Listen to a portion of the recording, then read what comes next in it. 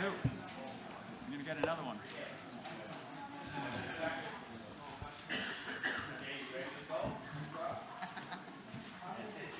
It's all on the wrist, Jim.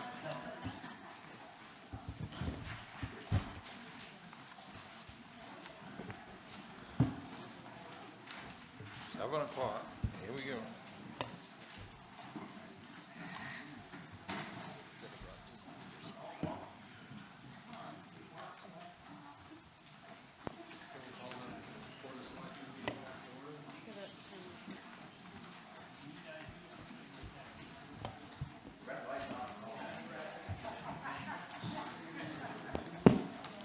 Thank you, Dan. There, that worked.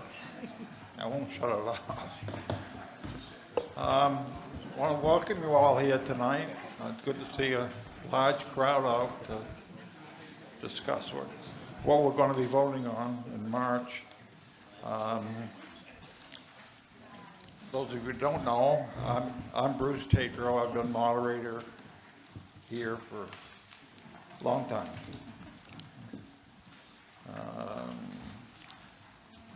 I just want to welcome you all to the deliberative session and thank you all for taking the time to come here.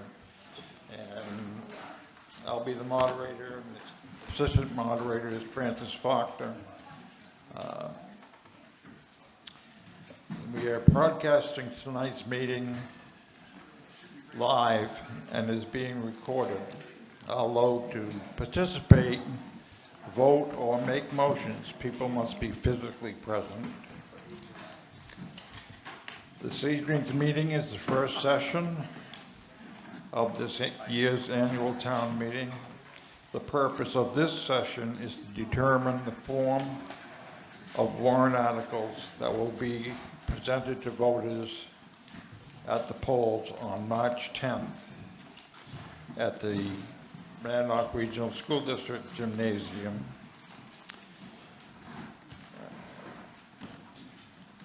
And before we begin, I'd like to recognize, if I have the sheet, the town officials that are here. Do I have the list?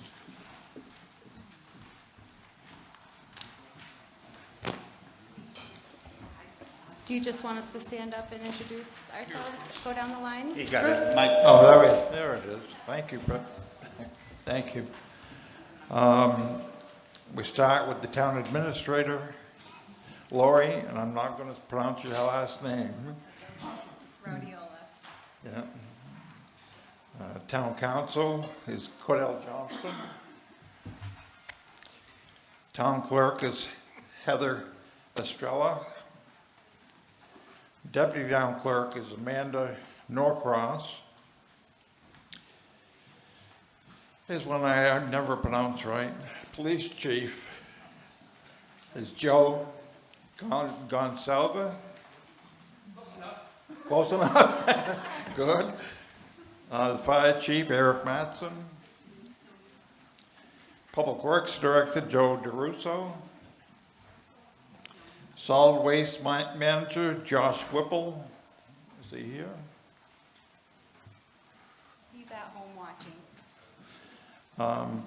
Finance Director, Teresa Launder.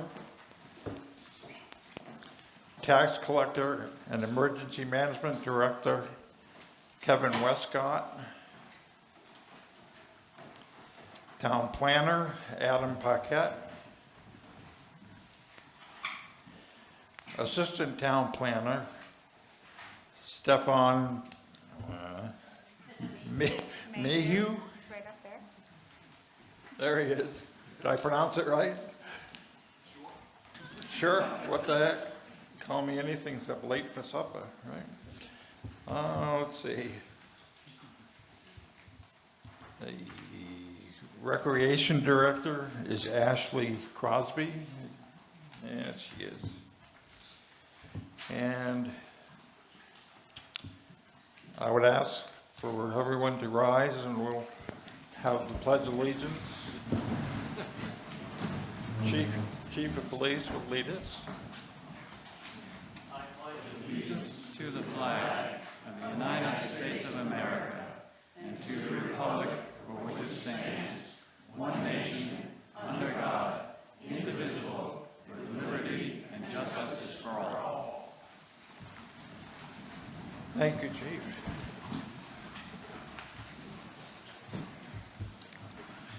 I'm going to go through a few of the basic rules for the first session meeting. Handouts, which include the warrant articles to be considered at this evening's meetings, are available in the back of the hall if you don't have them.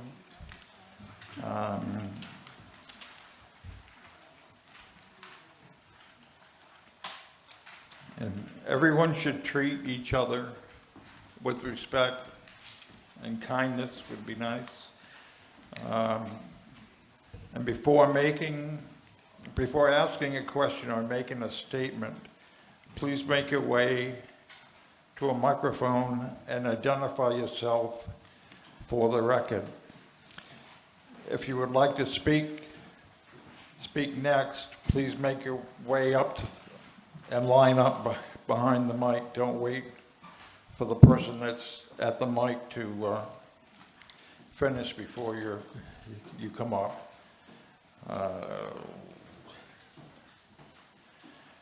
As a general rule, we have, I don't know if we have any people here that are non-voters, but non-voters cannot speak without permission of the meeting, and that's up to you folks whether you vote to let someone speak or not. That's not a registered voter in the town.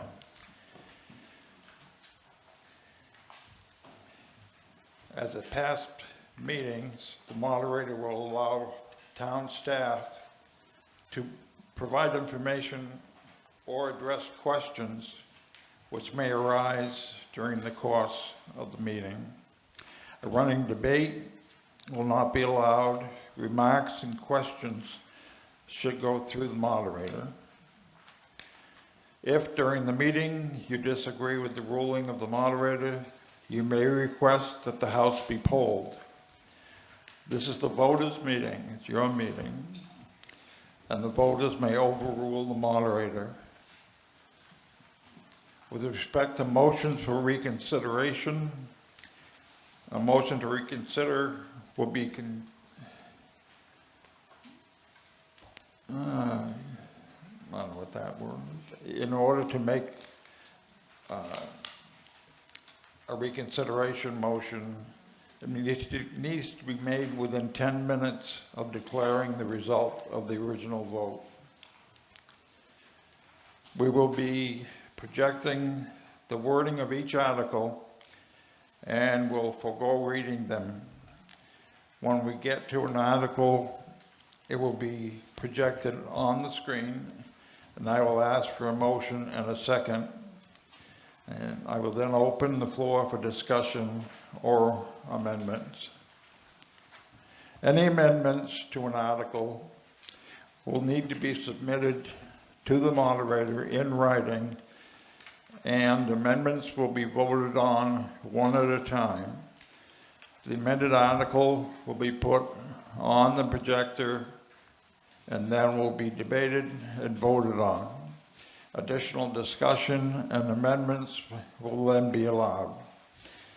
When the voters are done with amendments and discussion, I will call for the vote and I will declare the results of the vote, and we will move forward to the next item of business. State law requires all articles on the warrant to be voted by official ballot, so motions to pass over or postpone indefinitely are beyond the authority of the first session and will be ruled out of order. Article 1 is the election of officers. Article 2 and 3 are zoning amendments, which do not need to be discussed tonight, but the board would like to offer time now to direct any questions they have about them to the planning board or planning director. Would anyone like to question? Mr. Moderator, just the select board would like to present certificates to a couple of Oh, committees. I'm sorry. If we may have a moment. Skipped right over that. No worries. All right. May we do so? All right.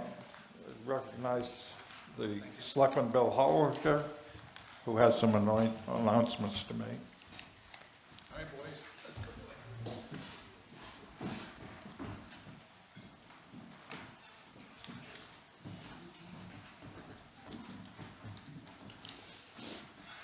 Before we do this, there's several people here who are on various boards and committees, either elected or volunteer. If you mind just standing up so everyone could recognize you, we greatly appreciate all your work and your support. Thank you.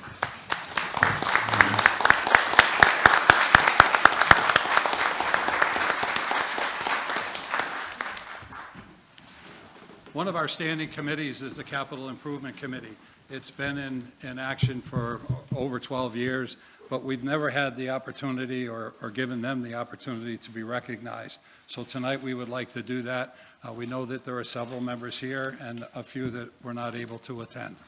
So it's only fitting that the first certificate we give is to Selectman Jimmy Tempesta. Thank you. Did you put that on top? How did you know? Good job. Got rid of me fast. I did, not yet. As second is the chairman, longtime chairman, Stephen Biddle. I don't think Stephen is here tonight, but for those of you who have served with him, you're in awe as much as I am and my colleagues with the work and effort that Steve puts in.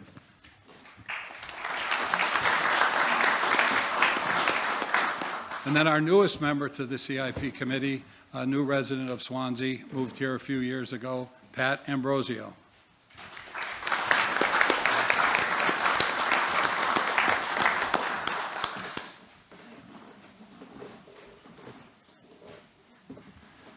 Vice chairman of the CIP committee, as well as a member of several others, and longtime volunteer for the town, is Bruce Bohannon.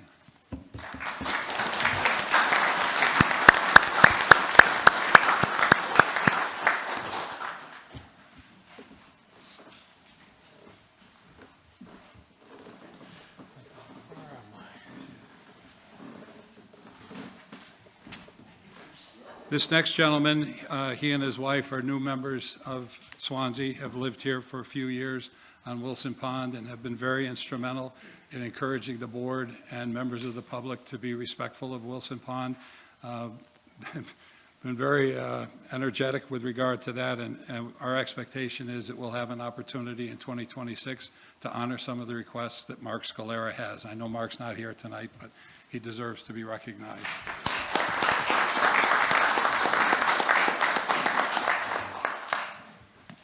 Another gentleman who has served on various committees and is currently a member of the planning board, vice chairman of that board, is Michael York.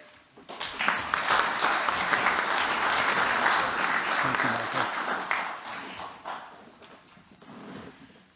Michael. Our last member of the CIP committee is Larry Crowder. I'm not sure, I don't see Larry here tonight. I know evenings are difficult for him. He's also been very instrumental in the work that DPW does under the direction of Joe DeRusso with regard to our road system. So let's recognize Larry.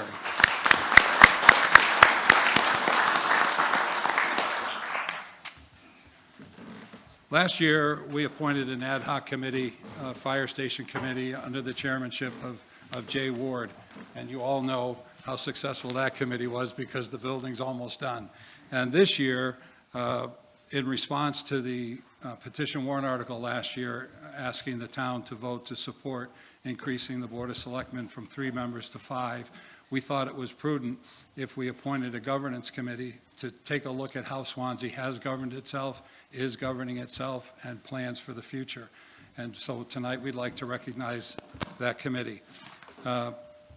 Just as we were fortunate to have a strong chair and Jay Ward with the Fire Station Committee, we were blessed to have Ann Heffernan as the chair for the Governance Committee.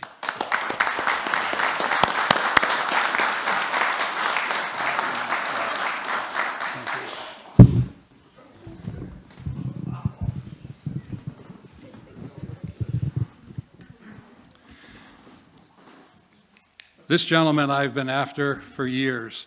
I met him when my wife and I owned a business called Lady of America, and his wife was one of our employees. Always very impressed by Eric, and this time Eric took us up, and Eric May became a member of the governance committee. Eric, I believe you're here. Welcome.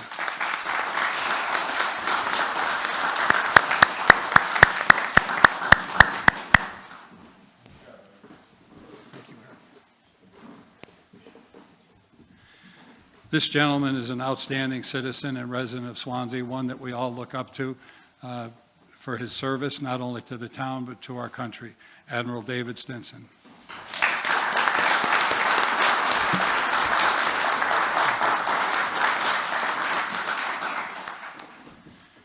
And this gentleman you all know. This gentleman may as well have been born here, and he probably was, but he's been involved with the town for decades.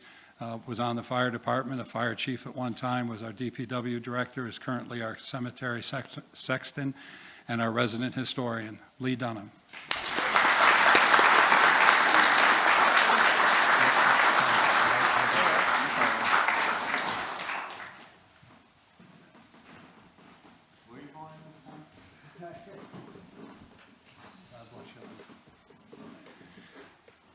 I don't see this next gentleman here, but he became a good friend. He was one of our state reps back in the last decade, represented Swanzey very well. Ben Tilton worked on behalf of the town along with Jim McConnell and brought a voice to Concord that we had not had previously. Not that our other representatives didn't try, but both of these guys were like pit bulls, and they seriously did great work for us. Ben, are you here tonight? Well, if you get a chance to see him, Ben's done tremendous work for the town, and we hope he'll do more for us in the future.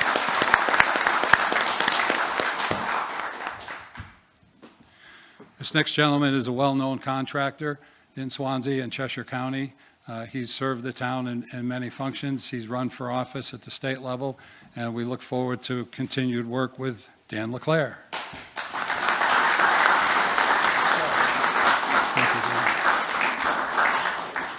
I think I'm going to save this one for last. This next gentleman is also a lifer in Swanzey, a very well-known family that's been very instrumental in the history of Swanzey and the development of Swanzey, and he's continued the legacy of his forebears as a member of the planning board. Richard Lane.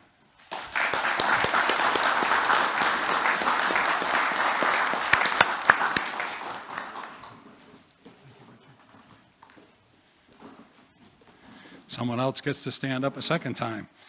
This gentleman is the vice chair of the planning board. As mentioned, he's been a member of the CIP committee as well as other committees, and has been to almost all of our select board meetings. He's been a very astute contributor. We appreciate his efforts. Michael York.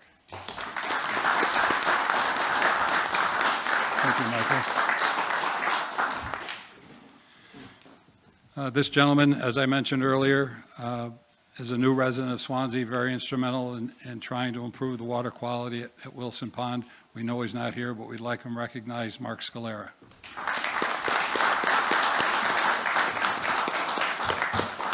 And this young lady is someone that I take great pride in.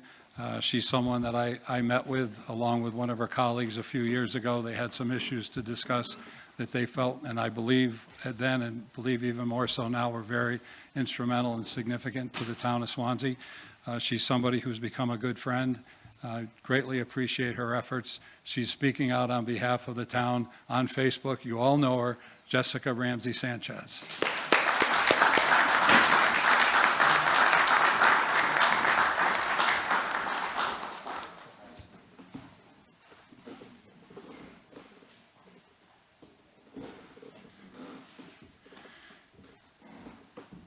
This year, Swanzey elected a new selectman, a resident of Swanzey, lifelong resident of Swanzey, been involved in our police department and fire department. He stepped in and did a phenomenal job as a selectman. We all appreciate his efforts.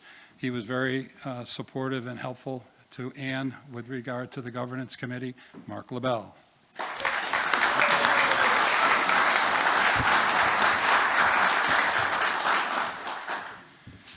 This gentleman is world-renowned, certainly in Cheshire County.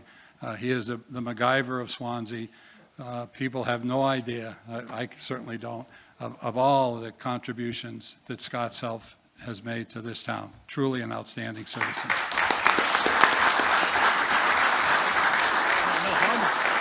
Oh, come on.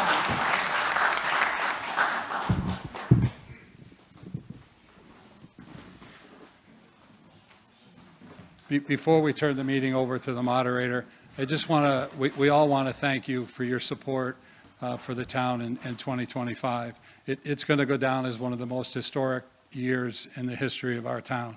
It started with the vote last year for the fire station. After almost 10 years, we finally got it passed. It's on time, it's under budget, and it will be a tribute to all the work and the support that you all gave us. So thank you very much. This is long overdue.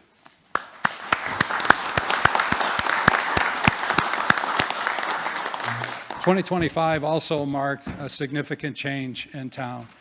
Michael Branley had been our town administrator for almost 10 years. He came in on the heels of Shane O'Keefe, who came in on the heels of Beth Fox, and Michael did an incredible job. I think you all know, department heads certainly know the effort that he made, and we wished him well as he went off to greener pastures in Wyndham. But as one door closes, another one opens, and we were so blessed to have the opportunity to bring in Lori Raudiola.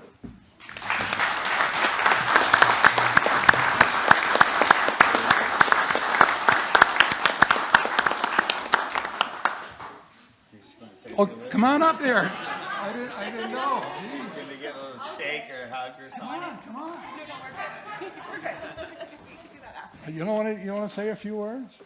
Lori's just done an amazing job. She's brought a tenor to the position that we haven't had before, a level of experience, a level of enthusiasm that goes well beyond anything that most of us could have expected. Her experience and her growth and her knowledge is going to be a tremendous asset for the town of Swanzey. Lori, come on up. We'll do a redo.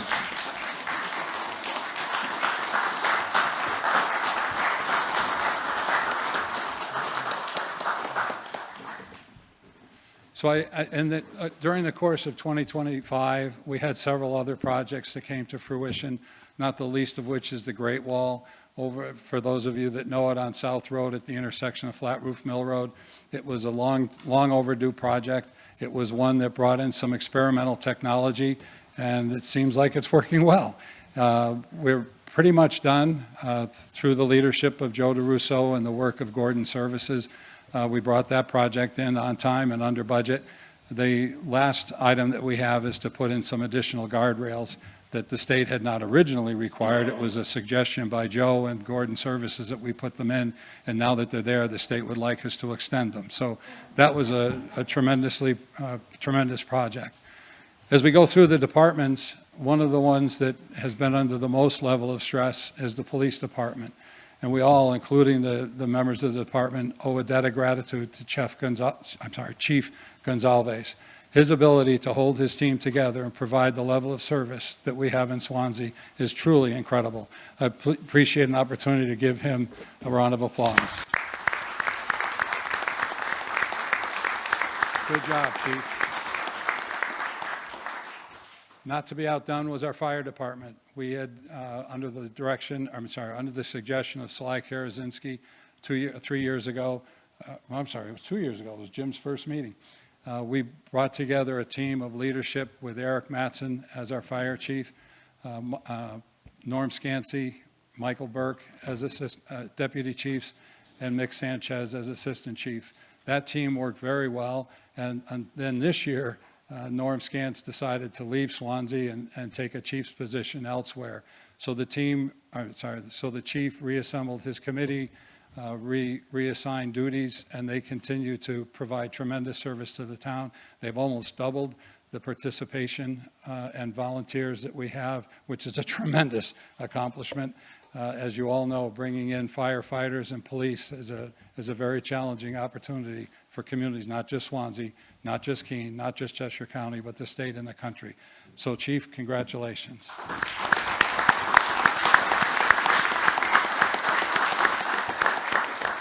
Josh Whipple, who unfortunately is not able to be here but is watching us, this year with his team completed the project that you all supported for the renovation of the recycling center.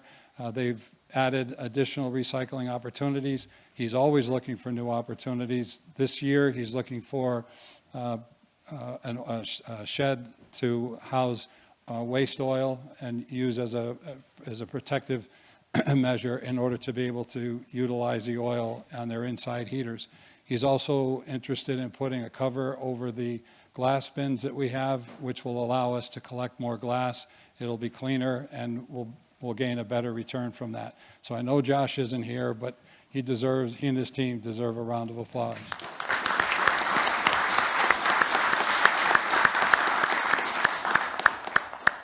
Yes.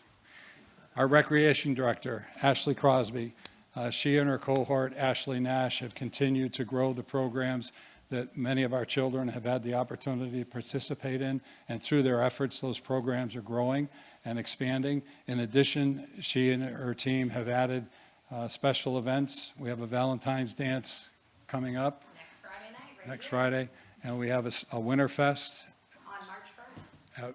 at the Lane Fields. February 22nd. Right, and we will have an ice fishing derby this year. Yeah. So again, she's done tremendous work and deserves our recognition.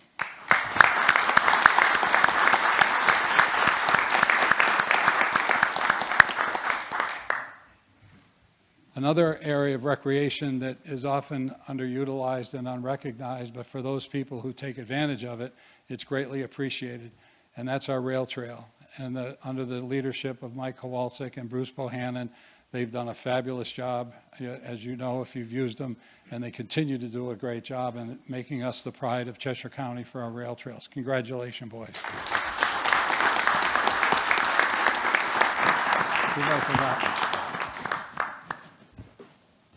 Oh, code enforcement. We had Mike Jasmine as our code enforcement officer for almost 10 years. Mike decided to leave us at the end of 2024, and we were fortunate to bring in Chris Levy, who came with a wealth of experience from Texas. And from all I've heard and all the board has heard and our town administrator, he's been well received by residents and well received by developers and builders. We're very fortunate to have him, and I don't think Chris is here, but I'd like to recognize Chris.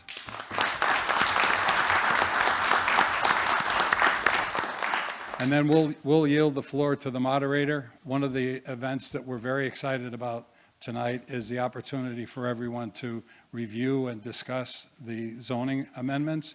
All too often, as planning board members and zoning board members, we've heard the term "you people." In other words, you people have made this decision.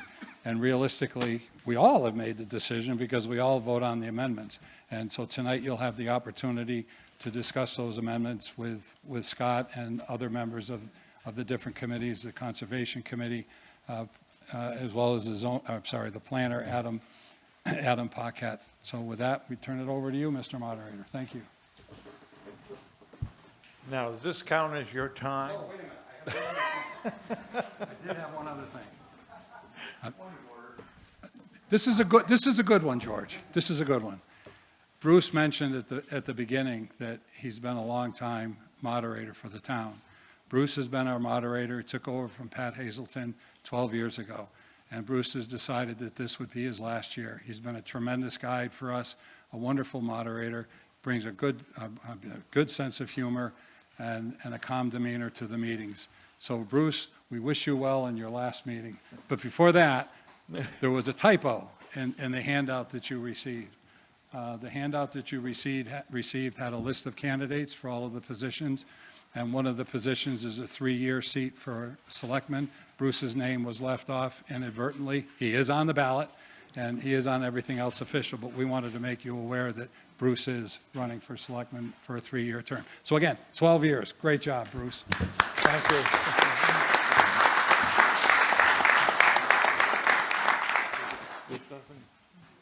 This doesn't count the time for the shortest meeting. Don't worry about it. We'll start the clock after the zoning amendment. There you go. All right. So we call it the deliberative session to order. And Article Article 2 of the zoning amendments. Does anybody have any questions on the zoning amendments?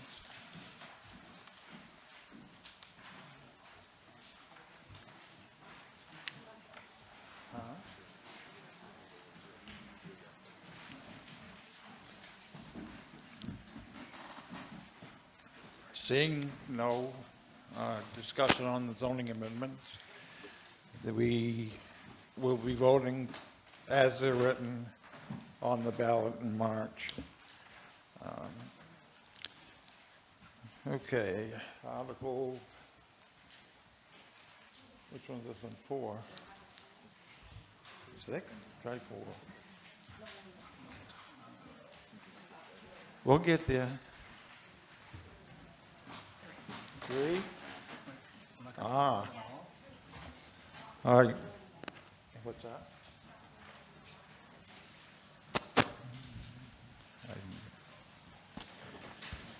Okay, Article 3 is going to be moved by Laurie. I can start with that one. Yep. Make a motion to remove the article. Second. Motion has been made and seconded. Discussion on Article 3?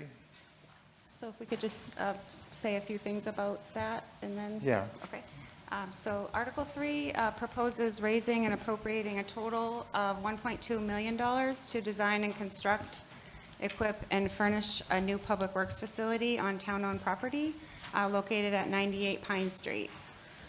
Of this amount, 150 would come from the Public Works Facility Expendable Trust Fund, and the remaining $1,050,000 would be funded through bond issue. The article authorizes the Selectmen to manage the financing, seek federal and state aid, and all actions necessary to complete the project. A 3/5 ballot vote is required, and the Selectmen do recommend this warrant article. We have a few slides up here. If we can just kind of go through them, I think that would be, we could be able to explain it a little bit. So this, let's see here. This is a facsimile of the proposed Public Works facility. It's a manufactured steel building and is approximately 12,000 square feet. We'll discuss more details in the following slides. This is a site plan of the location of the proposed Public Works facility in proximity to the current location. You can see it up there. The building would be built on the same property as the current Public Works building at 98 Pine Street, and the site plan was done by Fieldstone Land Consultants. So some of the challenges with the current facility, the plow trucks do not fit inside the current building with the plows on, requiring our DPW crew to install the plows oftentimes in the middle of a snowstorm, which can take up to an hour, delaying the response time to the roads. As you can see, equipment is stored outside in the elements, so it's exposure to snow, ice, and moisture, and it reduces the equipment lifespan and increases the maintenance needs for the department. As I mentioned, the increased staff time clearing the snow and ice. Crews must spend time clearing off vehicles before they can even begin plowing and/or responding to storms. Weather-related delays slow down the department's ability to clear the roads quickly and safely.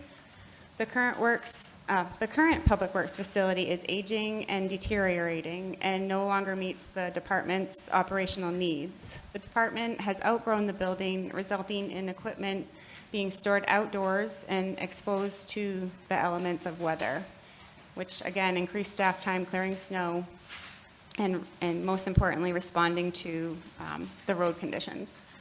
Portions of the facility, including the restroom, are non-compliant, and the Board of Selectmen Capital Improvement Committee do recommend addressing this critical infrastructure need now to improve the efficiency, safety, and compliance while helping to stabilize the tax rate by avoiding more costly emergency solutions in the future.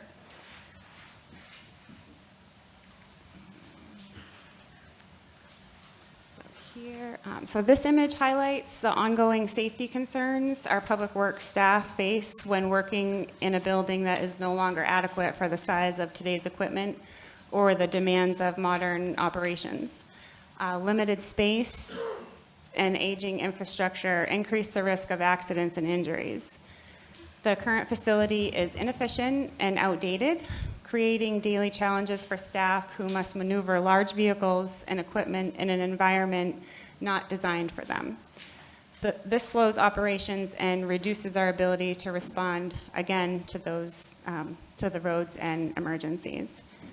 I think we mentioned prior the exposure, to the temperature swings and the structural limitations, which results in increased maintenance costs and accelerated wear and tear. A modern facility would protect the town's investment and extend the equipment lifespan. So upgrading a new public works building addresses the long-term operational needs, helping the department work more efficiently and maintain vehicles properly and provide reliable services to our residents.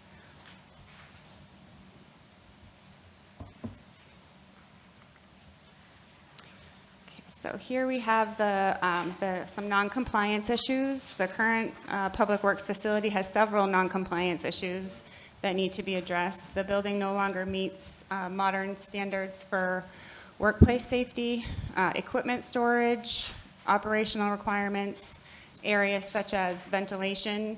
You can see in the picture here, that break room is basically the door to that break room. Right on the other side were the equipment that you see here. So that's right on the other side of that. So we have ADA accessibility and proper separation of staff and equipment that are inadequate and or outdated. In addition, the facility does not comply with the recommended best practices for maintaining large municipal vehicles, which increases the risk both to staff and our equipment. These deficiencies highlight why replacement, not repair, is the most responsible long-term solution. We have maybe one more, and then I'm going to turn it over to Joe and Jimmy here. But I think that the key takeaways here on this article, the current facility is unsafe and non-compliant. The aging infrastructure, inadequate space, outdated systems create safety risks for our staff and equipment. The equipment stored outdoors leads to delays and higher costs. Exposure to weather reduces equipment lifespan and increases prep time during storms.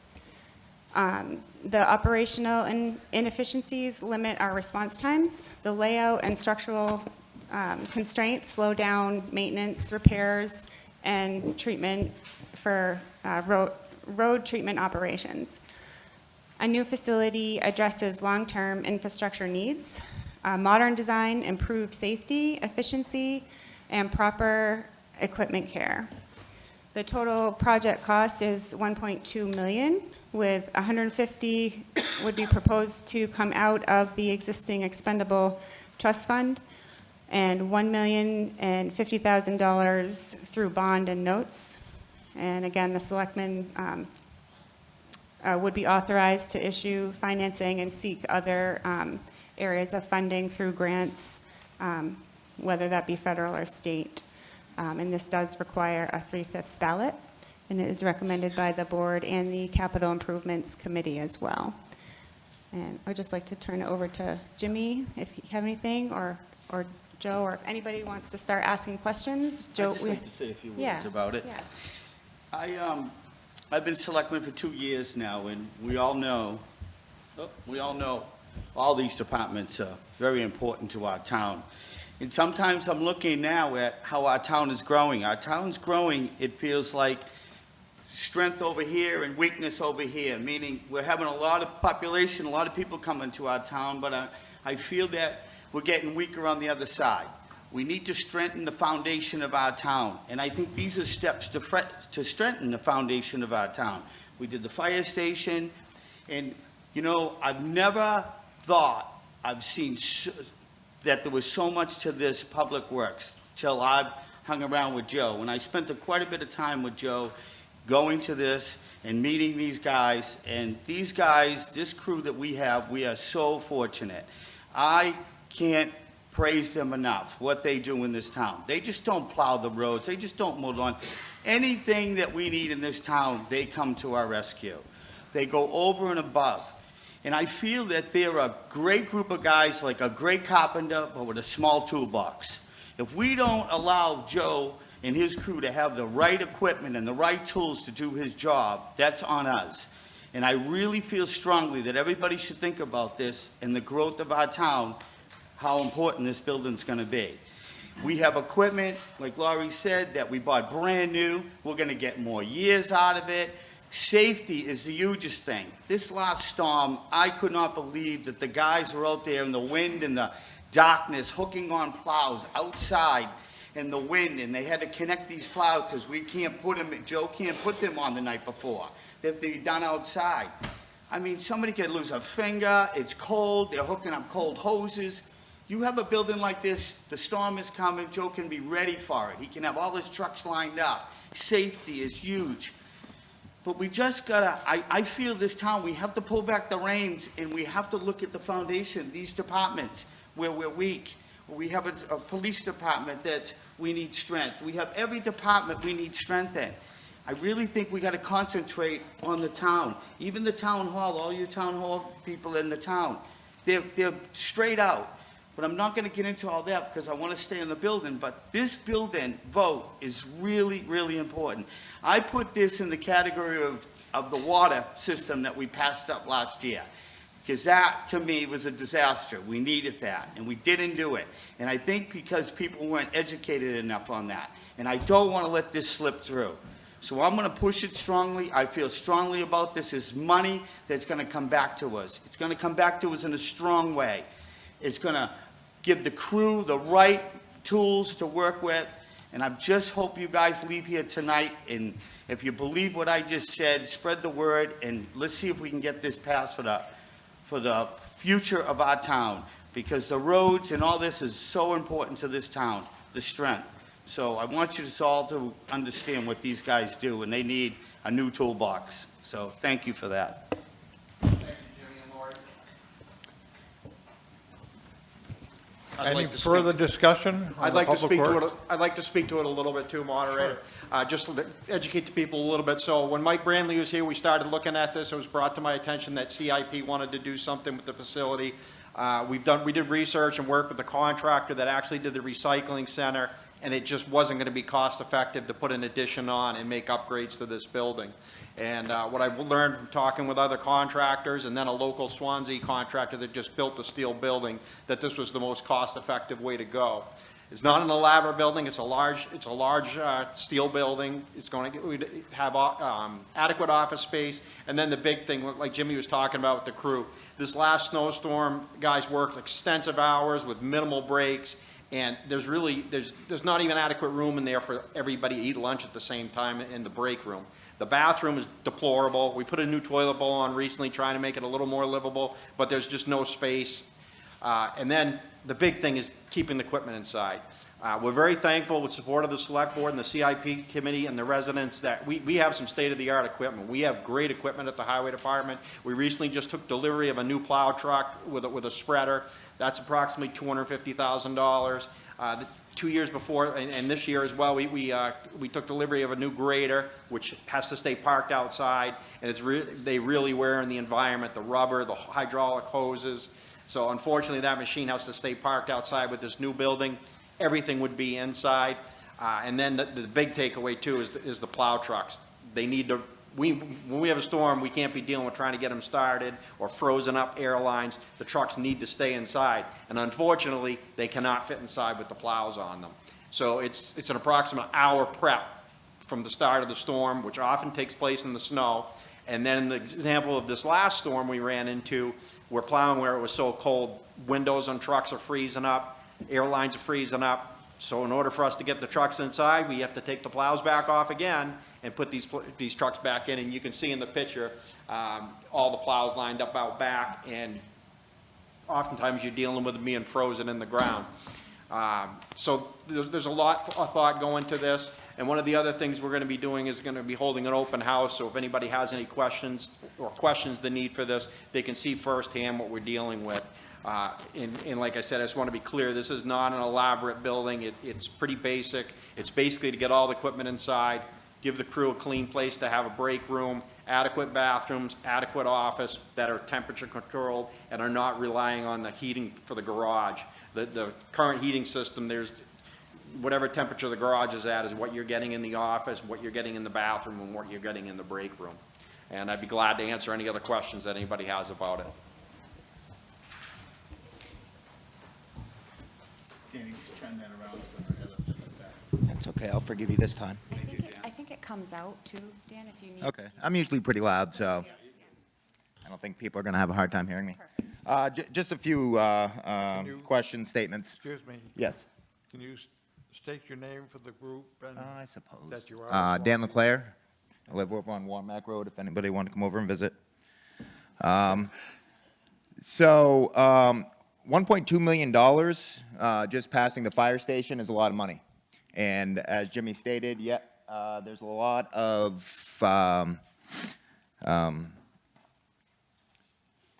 what's the word I'm looking for? There's a lot of needs in Swanzey. And, you know, a lot of the people that work for Swanzey, you know, are the foundation. But unfortunately, the foundation of the money Swanzey gets comes from the property owners. We've all seen our taxes go up quite a bit in the last year. We've seen house assessments go up with currently, and Bill can probably attest to this, the housing prices are starting to come down. My first question is, with these vehicles that you're plowing with that get covered in snow and salt, when you put them in a warm building, won't the water melting the salt cause the vehicles to corrode faster? No, because we wash them on a regular basis when the weather allows. We have a current wash bay right now that is not functional because it's being used as storage, but it's not like we just put a plow truck covered with salt and leave it there. After almost every storm, when the weather allows, for example, today, we were doing maintenance, all the spreaders were being pulled out of the plow trucks, and they were all being washed away with the salt. Yeah. And with this $1.2 million facility, have you put this out to bid yet? Have you looked at different costs associated where you can bring it down? Yeah, it did not go out to bid. We've looked at a lot of different resources and the cost of it not using a general contractor, using a manufactured steel building that comes with a engineered design for snow loads, an engineered design for the foundation. If this project was to move forward, there'd be a bidding process for the concrete work, there'd be a bidding process for the installation of the building. Myself and DPW would do the majority of the site work. So that stuff would go through a bidding process, but it was too premature to put that out. We got some earmarks from different contractors to have an idea what certain segments were going to cost, and that's how we came up with the budget. Okay.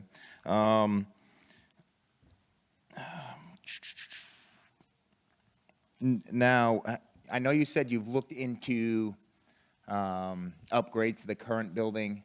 Is that something, and I know usually upgrades, I don't know how much you can upgrade the current building you have, is basically what I'm saying, but is this something where there's some equipment that can be stored, what I call a pole barn, but you know, you put up a building that has no walls that you can store equipment under that's out of the elements and try to save costs? I'm just looking ways to save money because unfortunately, looking at a lot of the stuff in here, I haven't seen anywhere where the town has tried to cut costs after our increase in taxes last year. And previously being on the school board, we had an issue last year where they tried to cut $3 million out of the budget. Luckily, that didn't happen, but the school board was smart enough to know this year that their operating budget is below the default budget. And unfortunately, I just don't see that with the town, seeing the rate of our taxes going up. So I'm just wondering if this is something, I know we need it, but is this something we need right now, or is this something we can need in a year or two so we can level out our tax base and try to bring in more businesses? Well, I'd say we need it, we're gonna be able to, if it's not passed, we'll still be able to operate, but I still think it leaves us in the current position the building it is. And we, like I said, we have looked at cost cuts because the steel building's a lot less money than paying for an addition and an add-on to it. And like I said, I just need to stress, this is a bare bone, heated steel building for storage, and the big focus on getting the break room and the offices. And like I said, I invite anybody to stop by to take a look at it for themselves. All right, thank you. Steve? Steve Russell, Katie Lane. Some of you may know my background, and that is I spent 12 years running the City of Keene fleet. Maintained all Bruce's equipment for 12 years. And if you know anything about diesel engines, they don't like cold weather at all. And they're very difficult to start, and they get a lot of no starts, and it just goes on and on. So getting that equipment indoors where it belongs, we've got probably a couple of $1 million worth of equipment in the Public Works Department. And I think it's very important that we build a building that adequately houses that equipment. Changing the cutting edges, doing all that maintenance really needs to happen indoors. We were very fortunate in Keene where we moved from South Main Street and put all our equipment in the building at the Wetterall building. It was wonderful. We had everything there. The plows went on easily. They were able to change the cutting edges indoors. If you've ever tried to change a cutting edge, it's a lot of work. It's a lot of bolts, and when they're cold, they don't do very well to get off the plows. So I strongly urge the town to support this building. I think it's very important to protect our equipment here in the Public Works Department. I agree. Thank you. George Hoffman, Swanzey Lake Road. Hey, Joe, I was just curious, what would happen with if this went through, what would happen with the old building? Are we going to maintain that and utilize that, or are we going to dismantle that? Yeah, no, that would be part of would store vehicles, it would still be a workshop. The new building would be just giving us Primary, enough space yeah. to put everything in. And I'm almost worried, it's like initially, I don't think the cost, in today's is, but the operation, the ongoing operational cost. How are we going to heat this? Are we insulating it? It'll be heated. And how are we going to heat this? Are we using oil or? It'll be oil, and then one of the things we're looking at, not with this, but in the future, it's gonna be set up for a solar array, so there's potential that Copy some of that. the energy is gonna come from solar, but as it stands right now, it'll be heated with oil, like we have right now. But this building will allow us to keep the temperature in the current building a lot lower than we do now, but it still would be a cost, the operation. Do we have a projection of what it would cost to heat that size building? I mean, it's gonna, I don't offhand. It'd be much more modern, and part of this would be a significant insulation package, not just a standard one for a steel building. That's one of the things we opted with, because it'll pay for itself in the future with the heating Copy of the that. building. thank you, yep. Selectmen? I just want to say one thing. Danny did come up with some, I understand, Dan, about the tax. I understand. We're all hurting with the tax thing. And we're going to get 5 selectmen on this board next year, and we're going to put together a team on how we can do this. But my idea is, like you said, you mentioned it slightly, that we need to bring some business to this town, okay? But what I don't want to see happen, Danny, is what happened with the fire station. I don't want to see us 4 or 5 years from now trying to get a public works department, a building, and it's going to cost us more and more and more, and the building's going to get smaller, smaller, smaller. We know that this is inevitable, that we have to get a building for all our equipment. Now, whether we do it now, or we cost more in 4 years, or we hold off, somebody gets hurt, the trucks don't last longer, all I'm saying is I get what you're saying. You have a great point. We got to try to figure out how we're going to lower the taxes and have a strong town. And I'm thinking next year, with 5 selectmen on this board, if we put together a good, solid team, Danny, we're going to figure out how to get everybody's taxes down and have some big businesses come in, low impact on our town. I get it. This is a tough time to try to pull this off. But I'm looking at the future, Danny. I'm looking at trying to get this behind us. This is behind us now. Now we have that strength. We have a good public works. We have a fire station.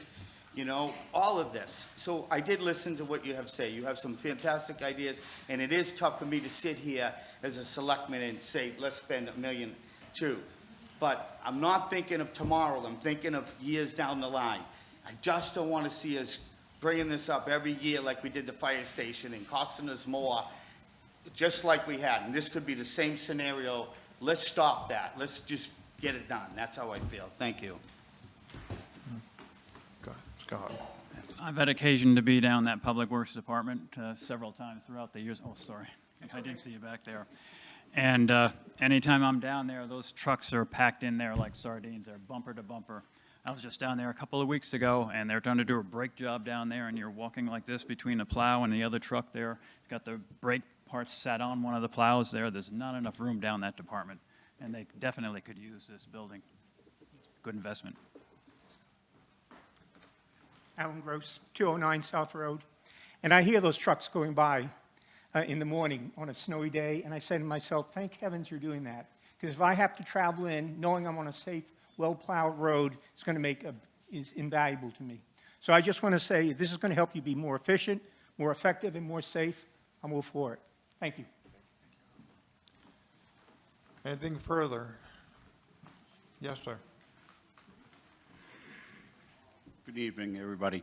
My name's Rick Donovan. I moved to town in 2021. I am recently retired from a neighboring town here in southwest New Hampshire. We've had our struggles with our DPW, our fire, our police, and I'm here to stand up. These guys do an awesome job. And trust me, we've all worked together trying to get through the storms, pulling DPW trucks back, police cruisers, fire trucks, trying to get through when we all need them in an emergency. I support all three of these departments as well as other public safety departments. And I feel that we keep pushing things off as the town I come from did. And right now they are feeling the struggles right now of trying to put these facilities in place and give our guys a place to work. And the town I'm from, I watched the DPW guys putting plows on, trying to fix these trucks in inadequate places of storage to do it. So, Joe, I support you and your crew. Chief Mattson, and I'm sorry, I don't know the last name of the police chief, but I'll be here to support these guys. I come from 25 years of experience as a director of public and life safety. So I'm not just up here just trying to fill you with a bunch of stuff. Yes, we're all concerned with taxes, but we keep pushing this off in a fast-growing area that we all are in southwest New Hampshire.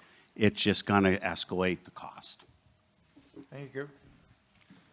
Anything further?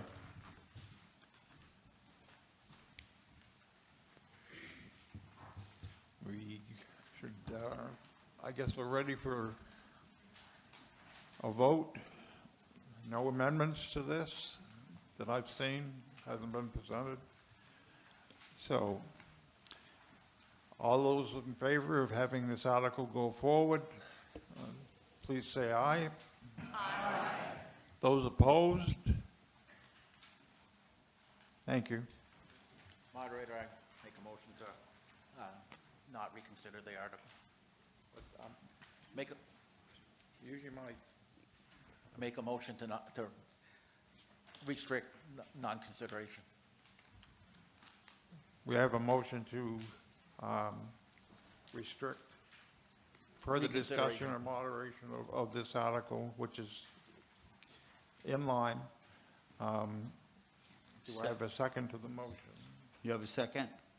Okay, motion's been made and seconded to limit any further discussion on this article. And anybody object to that? All those in favor? Aye. All right. Opposed? Thank you. Okay. Let's see. We can go Article 4.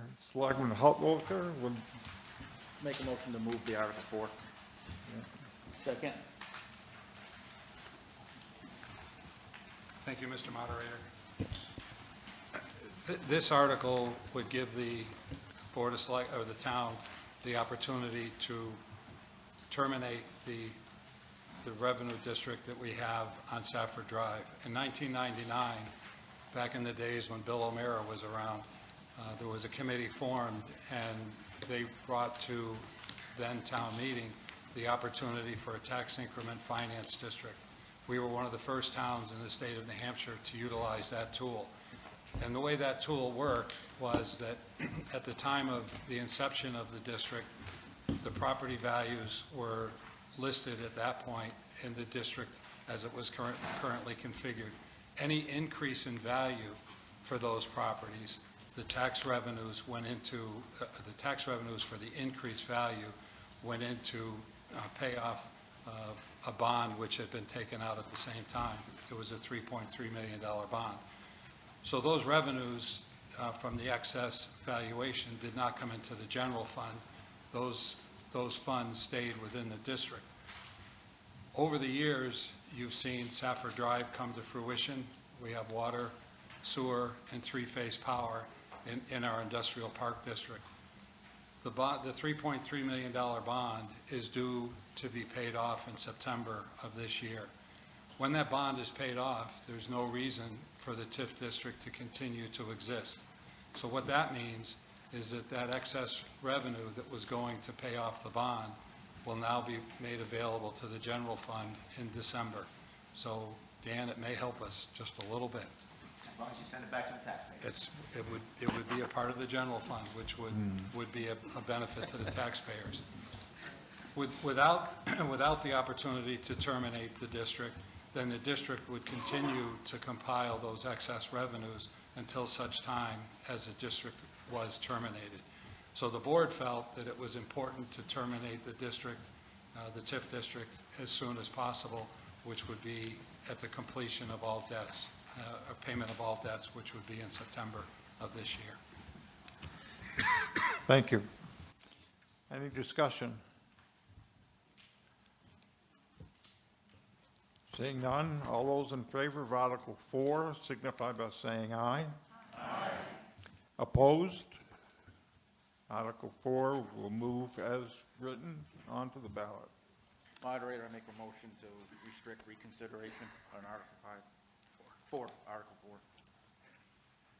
You can't restrict on articles we haven't had yet. Yeah, exactly. The motion has been made to restrict, again, the further amending or discussion on Article 4. Do I have a second for that? Second. Thank you. All those in favor? Aye. Opposed? Good. Okay, Article 5. Make a motion to move Article 5. Second. Moved and seconded to Article 5.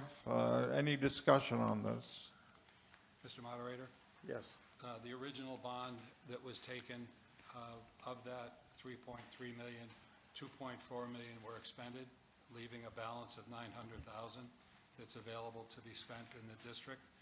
The district committee informed the board that there were no further improvements contemplated for the district as the bond is currently configured to be paid off in September.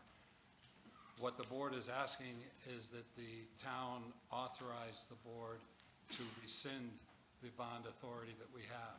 So this is giving money back to the taxpayers. It does require a 3/5 vote, just as the original bond required a 3/5 vote. Further discussion? I just have one question. What happens if it's not rescinded? I'm sorry, what was that? What happens if it's not rescinded? What happens if that fails? That might be a Cordell question, because our understanding is that the TIF district would be terminated If the first one passed, yeah, if the Article 4 passed and this one did not pass, what would happen? Well, the bond would be paid off in September. Yep.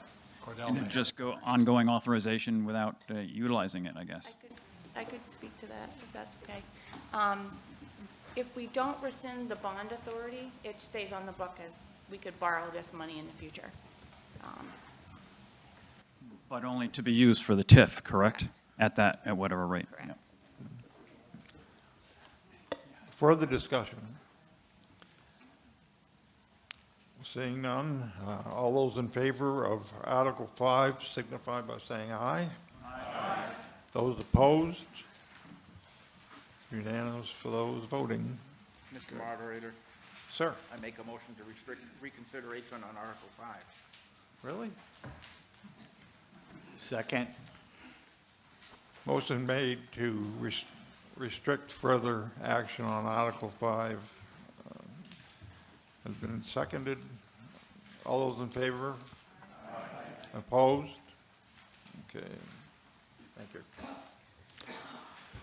Okay, Article 6. Laurie? I make a motion to move Article 6. Yeah. Second. Motion made and seconded to move Article 6. Any discussion on it? Laurie, did you have something?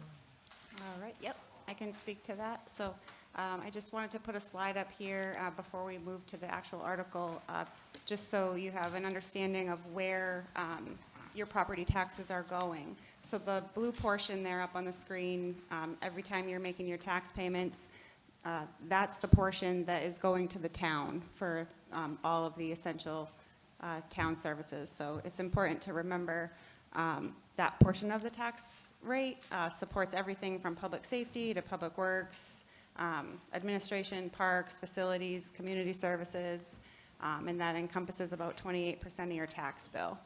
I think understanding the breakdown helps explain why the operating budget matters, because even small changes in the service needs, staffing, infrastructure can affect how we allocate these funds. So our goal is always to balance maintaining high-quality services with being responsible stewards of taxpayer dollars. And again, the blue portion is representing the budget that we're going to speak to right now. Further discussion? Oh, I have a little bit more to go through. So this article covers the town's proposed operating budget for 2026. The amount shown here is $8,939,036, represents the funding needed to maintain all day-to-day municipal services, excluding any warrant articles that we'll be speaking to tonight. If the proposed budget is not approved, the town would fall back to the default budget, which is $8,891,785, which is slightly lower, but still reflects legally required adjustments based on prior commitments. The operating budget supports every essential function of local government, public safety, public works, administration, all of the services. This article ensures that we can continue providing that level of service to the residents that they expect from us while staying within responsible financial parameters. The selectmen and department heads have worked diligently and collaboratively and recommend this budget, recognizing it is a balanced approach that meets service needs while minimizing impact on the taxpayers.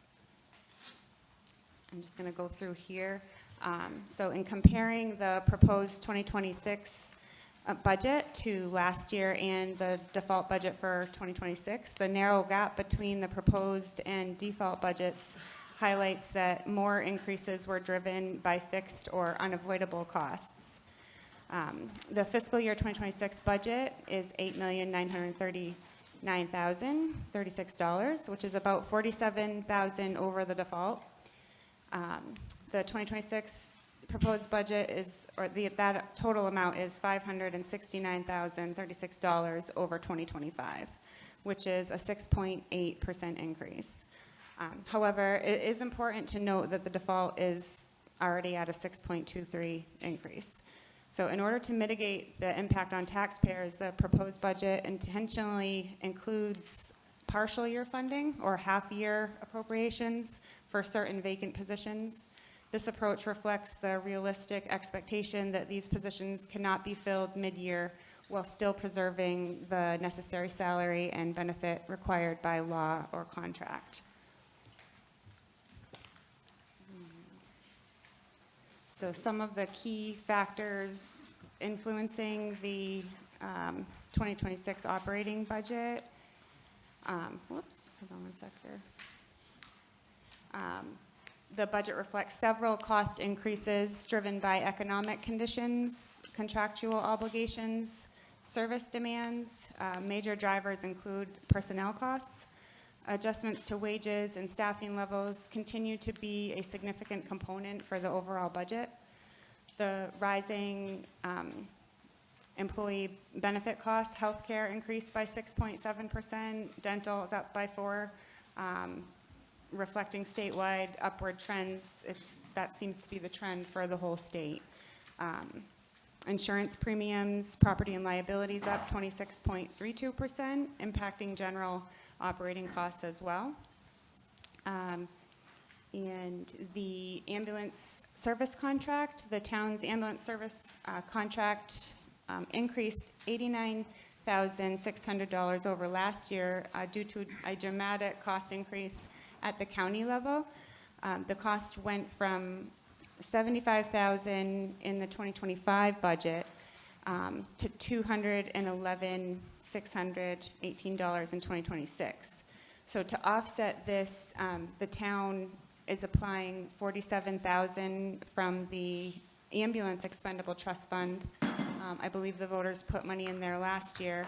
So the $47,000 will come from the ambulance expendable trust fund, reducing the direct budget impact there. So that is pretty much what the key drivers are. So All the, set? one more slide, sorry, Bruce. So from a fiscal management perspective, the 2026 proposed budget reflects a disciplined and deliberate approach to balancing service delivery with taxpayer impact. Some of the key observations are meaningful reductions from initial requests. The reduction, so at the beginning of the budget season, you know, the department heads put their budgets together and everything comes in. It came in at an 11% increase over last year. So again, collaboratively and diligently, the board and department heads worked together to bring that down and brought us to, you know, $47,000 over the default, which reflects prudent planning and a clear intent to minimize the tax burden while remaining compliant with all of our statutory and contractual requirements. And the use of strategic staffing assumptions, this is where I was mentioning, you know, half your funding on some of the vacant positions. It's a reasonable and transparent budgeting strategy that acknowledges the current labor market constraints while preserving the long-term staffing capacity. And the remaining increases are largely driven by costs outside of the board's direct control, including wages, benefits, and other mandated expenses. So overall, the fiscal year 26 budget represents a responsible compromise, maintaining essential municipal operations, meeting our legal and contractual obligations, and reducing the overall increase to taxpayers as much as practical under the current conditions. Thank you. Any further discussion? Yes. I've got a couple questions, Dan LeClaire, just because out of some of it might be ignorance of me just not knowing. So our county rate of 11%, none of the EMT services from Cheshire Ambulance, our taxes don't go to any of that? The town pays for all of the EMT services from Cheshire Ambulance? No, we're contracted with Cheshire Ambulance to provide service, but individuals who are using the service, they have charge as well. But this gives us service with Cheshire EMS. Right, yeah, they charge us the $211,618. Actually, it's a little more complicated than that. We work on a fiscal year, January through December. Okay. Budget. The contract with Cheshire EMS is a July through June. All right. So the full impact is going from 75,000 to 340,000. Okay. On an annual basis, but for 2026, it's 211,000. All 2 to 3 years ago, Sly Karazinski made a recommendation that the board followed, and we knew that this increase was coming based on the experience we had when we first engaged Yep. Cheshire EMS, because Cheshire EMS kept us at a rate very similar to Deluzio for the first year, and then the second year went from roughly 38,000 to 54-ish thousand, and then the last year was 75. But we knew from the process, their competitors were coming in at 350 or better. Right. So we knew that this year was going to come in at 340, 350. So what his recommendation was that we create this expendable trust and put money in there, which we've done for the last few years, and use some of that money to offset the cost, so it's not as impactful as it might otherwise be. And now, is this, we negotiate this contract every year? Or every fiscal year, or however, whatever year you're on? We don't really get to negotiate, They just tell you what it is? pretty much. Um, So there would be a competitive process, so there would be other opportunities. So- There would so- be opportunities for other vendors. So I guess my next question would be, since we're building a brand-new fire station, what is the cost to have EMT services where we can actually charge insurances and stuff and actually get money back? So we're keeping people in Swanzey employed, having our own services, but also providing a service that might create revenue. Well, the quote I was given by the county administrator in a conversation was that for every ambulance, you can consider it being $1 million. So I said, oh, well, that's Keene. So Swansea's probably 500 to 600,000. Right. We would need at least 2 ambulances and potentially a third as backup in case one of the ambulances went down. So Yep. we'd be looking at substantially more money. So the big question is, how much do you collect? Right. And those numbers, when you look at them, you need only look at other communities, Troy, Fitzwilliam, Winchester, which are struggling to maintain their services because being reimbursed is a challenge, whether it be from insurance or directly from the patient themselves. Yeah. And my next question, because unfortunately, I was part of, had to call an ambulance for a friend of mine a number of months back, and it seems like the Swansea Fire Department showed up first. Is that normal, that firefighter EMT shows up first? Yes, we first respond. Okay. So we're going there anyway, right? So that's still costing us money. I'm just trying to put this all together and think of ways to cut costs, that's all. One of the dilemmas that we faced in 2020 was the prospect of actually purchasing an ambulance for the town, because prior to that, we didn't have one. And I remember Sly and I discussing it, and those were the days when the governor was bringing cots into the gymnasium at Keene State College, and the city of Keene told Deluzio they wouldn't back up Deluzio, and Deluzio told Keene they wouldn't back up Keene. Everybody was in just a state of emergency. Right. We had the opportunity to purchase an ambulance for $54,000 at that point. Michael Brantley, the then administrator, indicated that he would be applying for COVID funds with the expectation that money would be reimbursed, which it was in September of that year. So that ambulance essentially came to us at no cost, but it did provide a service should there be an opportunity for Deluzio to be somewhere else. All right. Over the years, there's been discussion of whether we should keep that ambulance or sell it. And there has been opportunities where previous fire chiefs have recommended the purchase of an additional ambulance, which the board has denied because we have service with Cheshire EMS. So that is something that concept is being discussed with the fire department leadership team, whether we stay with that ambulance or not. One ambulance can't service all of Swansea. Yeah, So, I understand. I was just hoping, I didn't know if this is something that you guys thought of, putting together some type of study team or another committee to study the year over year. Off. It's not topic, it's right in here, it's part of the budget. Back in 2015, 2016, when Chief Scantz was the fire chief, he was sounding the alarm then. And I remember a conversation with the chief, Mark Howard from Keene, saying that Swansea really needed to pay attention to the chief. Yeah. So since then, the board has asked subsequent chiefs to put that type of a study together.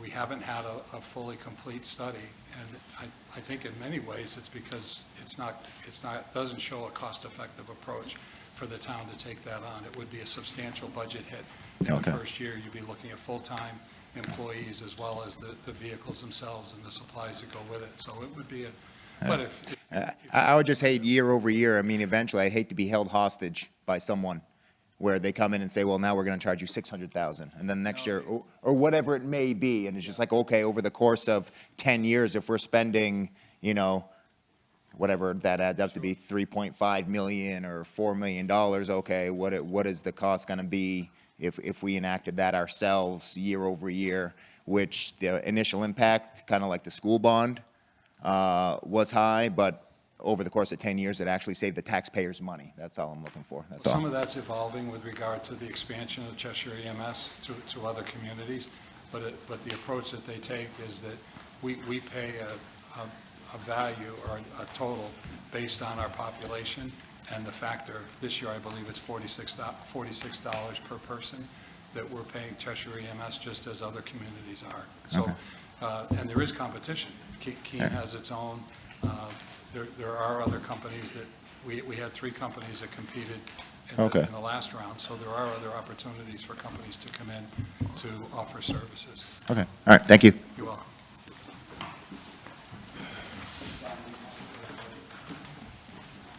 Jay Ward, 16 Houghton Point.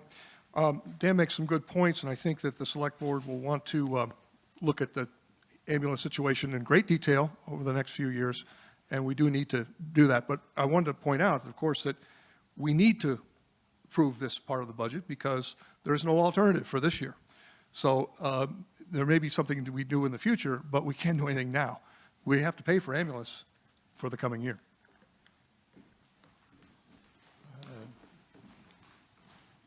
George Hoffman, Swanzey Lake Road. You know, with that said, you know, my concerns is Cheshire's not going to adequately be able to supply service to, they're providing a lot of services to a lot of towns. And they're going to, you know, they're going to have staffing issues as well. And our safety is based on what they can provide. I would suggest maybe have an ambulance service away from the fire department and come up with a committee. And we already have one ambulance. I don't think it'd be advisable to get rid of that because I think that was a great deal. And maybe look at a committee and let the chief deal with the fire and what he does. I know EMS is part of that, but maybe if we can put concerted effort into, we don't have to have a big ambulance. There's other ambulances out there that would suffice, but that is a concern of mine. Can we talk about other parts of the budget, or is this just, okay, copy that. So I just had a question about the $200,000 for the town hall repair and maintenance improvement. That isn't a separate, that's a separate That, warrant okay. article. Sorry, George. All right, no. Misunderstood.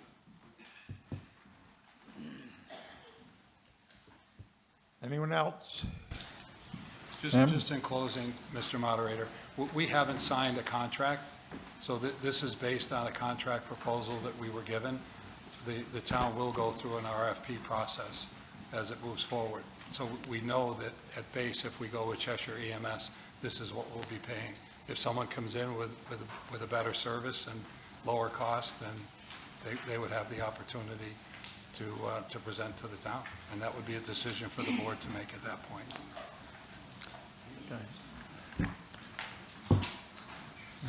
This on Article 6 still?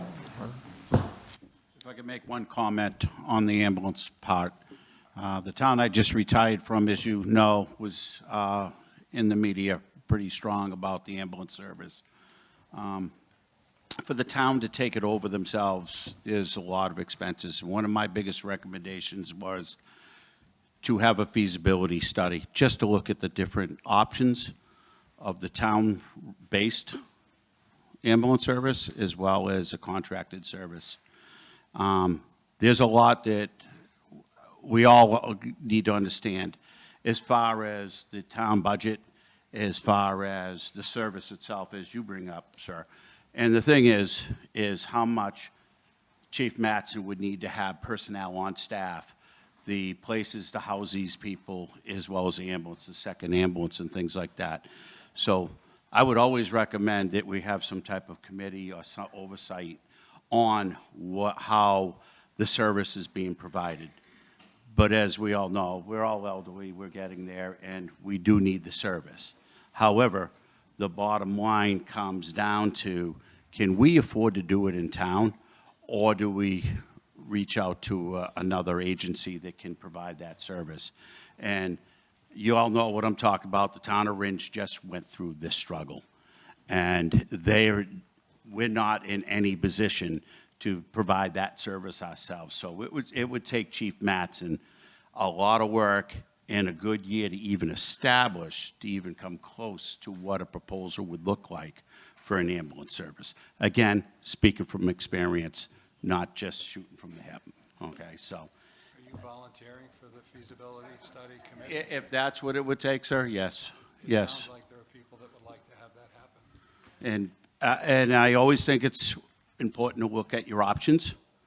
However, I do feel that at the end of the day, depending on what the new station has in it, what Chief Mattson's capabilities are with his staff, and what you have as staff, because we're all struggling for personnel. There's no, I didn't have a line in Ringe, and I'm not sure he did very well bringing up his staff now, but there's not a whole lot of people out there volunteering or jumping up to provide that service. So I caution that we move into it slowly, but we looked at Cheshire EMS over there as well. We luckily saved the contract that we had with the Jaffrey Ringe Ambulance Service, which was a huge bargain. They're not going to come over here, of course. However, you look around and you see what the prices of some of the services, it's up there. It's very astronomical, so, thank you. I'd like to make a comment, if I may. Bill mentioned that Norm Scancy put together a proposal for an ambulance service. I worked with him on that proposal. We looked solely at personnel costs for a 3-member ambulance crew, 24 hours a day, 7 days a week. Their wages alone were over $1.2 million. And that was over 10 years ago.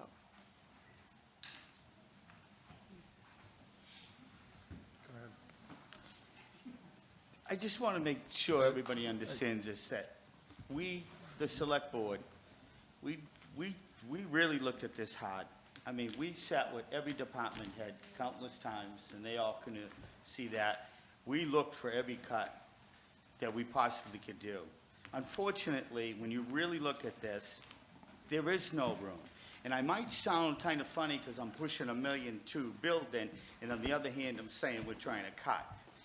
But again, Laurie showed you as an example some of these big expenses. And unfortunately, our budget is just going to keep increasing with inflation and everything that's going on. I don't think there's no way to stop this. How we're going to stop it is we got to look at the other end of it. We got to bring more revenue in. We got to bring more money so we don't have to, so we have a strong budget. That's how I'm looking at it. I understand the frustration out here on cutting the budget and we're spending money, but I don't see anywhere where we can steal any money from or cut any money.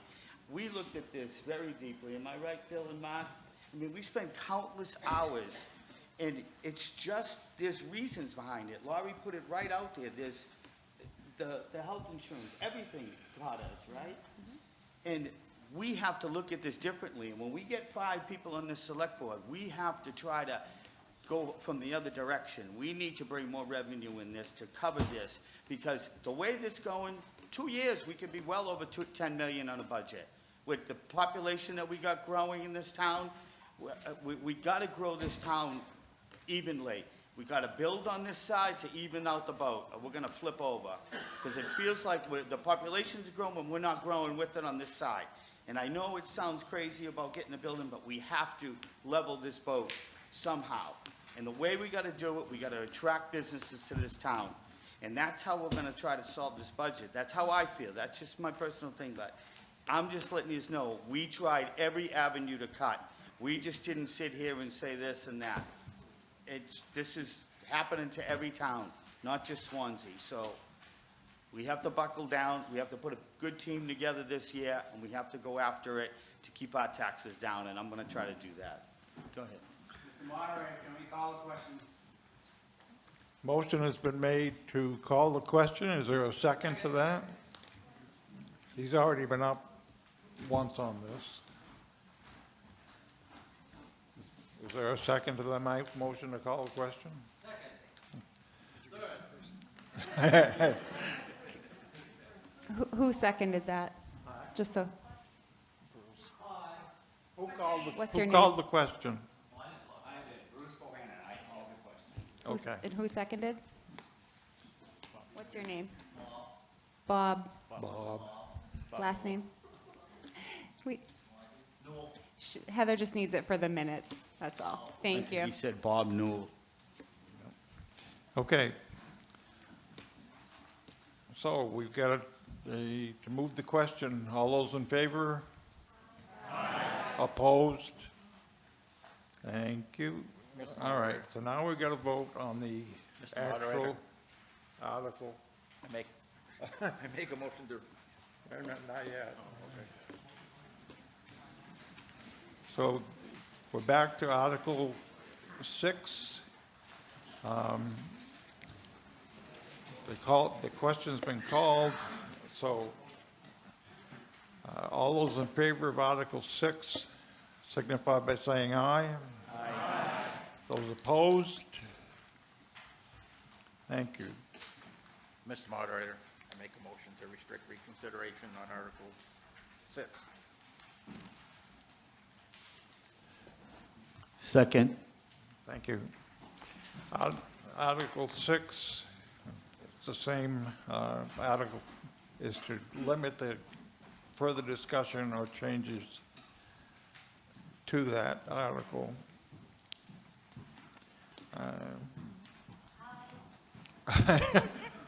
All those in favor? Opposed? Okay. You can vote before the, where are we? Article 7. Make a motion to move Article 7. Lori, you're doing 7? Sure, yep. Second. All right, so the Article 7 is the Capital Reserve and Expendable Trust Funds article. The town's Capital Improvement Committee met extensively throughout the fall and winter and unanimously recommended the proposed funding levels for the Expendable Trust and Capital Reserve accounts to be placed on the 2026 ballot. These accounts allow the town to plan ahead and set aside funds for known and anticipated capital needs, reducing the risk of large unexpected expenses and helping to stabilize the tax rate over time. Historically, Swanzey voters have supported this proactive approach to long-term financial planning. Key items including funding for property revaluations, which are required by the state every 5 years to ensure fair and equitable assessments. The next reval is projected to cost about $120,000 or more in 2029. This appropriation continues to build towards that obligation. Funding also is requested for town hall repairs and maintenance with a $200,000 allocation there representing phase 1 of a planned improvements to town hall. These improvements include upgrades to the town hall building and the former fire station below town hall once the fire trucks are moved to their new facility. And with the goal of expanding the office space and constructing an interior staircase to allow safe access to the lower level without having to go outside of the building.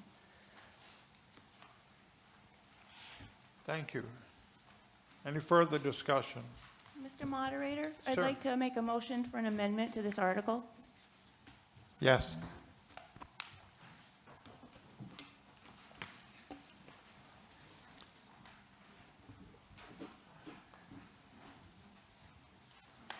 This is simply a housekeeping issue. We realized after the warrant was posted that the Mount Caesar Union Library is an expendable trust fund and not a capital reserve fund. So my motion to make the amendment is to move Mount Caesar to the correct column. So,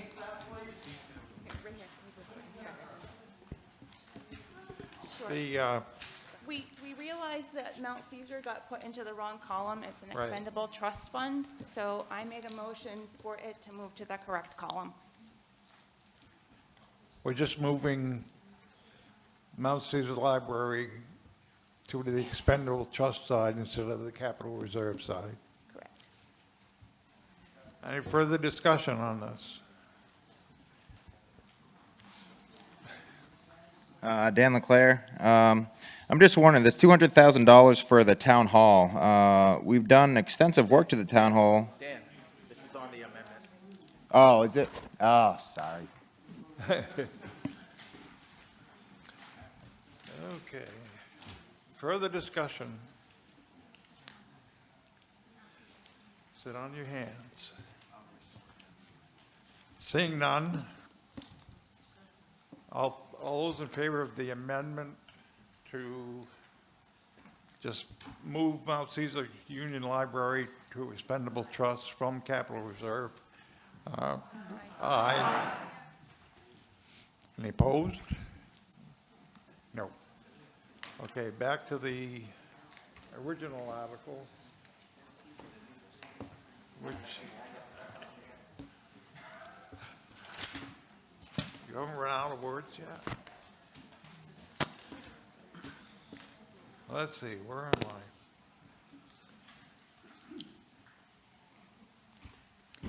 guess we're Sue's done. just going to make the change real quick to the warrant that will go on the ballot. Yeah.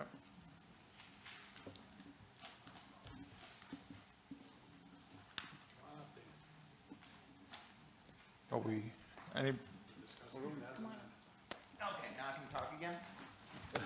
Sorry, I tend to talk a lot.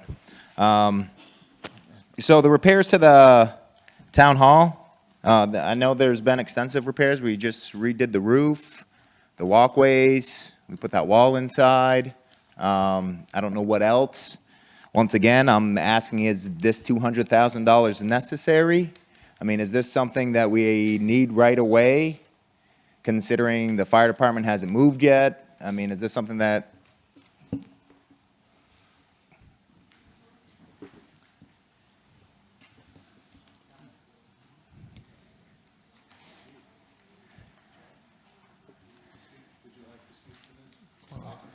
I could speak to the project itself, but as far as the plan for town hall in the future, I think that should come from either the select board or the town administrator. I can speak to what this money was proposed to get access downstairs and start phase one of making offices down there, but as far as I don't have the full vision of what the plan is down there for the future. I honestly think that came up and came about because I did sit in there and I think it came on the CFP just so we can, I don't think we're even planning to attack this right away, but we didn't want to get hit with a big cost at the end when we do it. So I think we wanted to start somewhere and put some money in there for the future of our town hall. I mean, we are running out of space upstairs. Am I right on that, Laurie? Yeah. I think when I came over, there was a plan floating around, I believe it was from 2017. Right. 2015, there was a plan floating around for a redesign of just the upstairs of Town Hall. So nothing has been decided there as far as a layout goes, but what we looked into over the summer was, planning ahead, and once the fire department is out of the building, how can we utilize that space down below? There are some issues that we need to take care of with, there can be water that can come into the building, so we would, need some money to, get in there and find out what the issue is there. But the $200,000 came from a quote, just a proposal that we had to put in a staircase on the inside of the building. The plan from 2015, I believe, called for the staircase on the outside of the building, but that would cost us substantially a lot more money. So we wanted to put in, and the CIP committee, again, wanted to, put that money there so that we can have it we know we're going to need to make improvements to the building. And this has been planned for since 2015 anyway. So it's more of a placeholder, but the quote came from that amount of putting the staircase in and getting it cleaned up downstairs and ready for some offices. I was okay. hoping for some temporary offices for the rec department, who doesn't have an office right now. Right. That was my goal, but I don't know if there would be enough money to even do that. But- All right. And sorry if this comes off as rude, I'm not trying to be, sometimes just the way I say things. So basically, you're just throwing a $200,000 placeholder just in case. No, it was for a quote to put stairs in. Well, yeah, but it was said that this might not even happen this year. If we don't get the funding, it's not going to happen. Okay. I think what I was trying to relay to you is we're Okay. a long way away from that. I feel that, there's a lot of planning to go involved in that, a lot of research to go involved in that, and we just didn't want the year to pass up where we had no funding in case we wanted to do something. You are right in what you're Yeah. saying. To me, that's how I felt. I'm not speaking for everybody, but Yeah. I just thought this might take some time. There's a lot going into where we're gonna go with the town hall. Okay. And that 200,000 is just from, It was a quote. A yep, quote to- from a for just- contractor to- I believe, Use that number Okay. as a base. I believe it was for the staircase, but there was something with the roof out back as Yeah, well. I can speak to that as far as my involvement with it. So there was a full plan that's been worked on for years through CIP and through Mike Branley, and the ultimate goal is, once the fire station is gone, to have office space down there. And there was an architectural plan that was, actually had an estimate with an elevator that was substantially more than the $200,000. So we had contractors look at it just for a placeholder. This would be a stairwell that would be outside the building, basically a concrete chamber. There would not be an elevator at this point in time. A Lola is approximately $100,000 to put a Lola in. Discussed it with town staff, and they really don't know if there's a need for it. This stair would be designed, and in the future, it could be added if it was needed.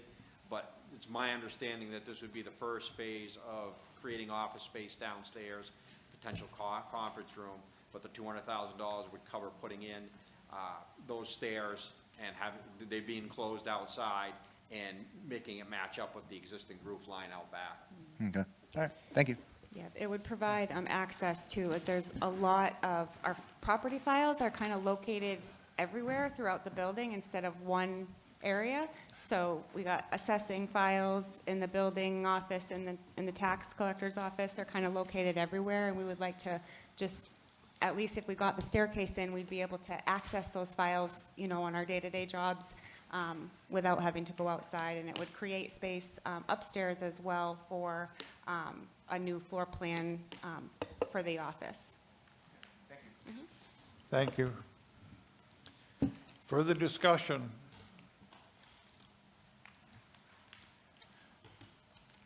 Seeing none, all those in favor of Article 7 as amended? Can I jump in? What? May I jump in? Someone over here said yes, so I guess you can. Thank you. Jennifer Carroll, Summer Street. I would like to suggest that we consider amending the Grange Hall amount, increasing it by $2,500, which would make it $10,000. I say that because it is a historic structure that has deferred maintenance and need, but also the Grange Hall was recently recognized by the New Hampshire Preservation Alliance as one of the 7 most important historic structures in our state to save. And I think while we have that recognition, and while the Preservation Society and the town may be looking at grants to get that work done, bumping it to $10,000 will make those grant applications a little more advantageous. We have an advantage over other towns that are trying to do historic preservation work as well. And most of the time, those grants are going to require a match from the community. So, Can I think- ask you a question, please? Yes. Are you recommending an amendment to this? Yes. Then I'd like you to need see that get 4 increase. signatures in writing and to me. Okay. All right. Thank you. Thank you.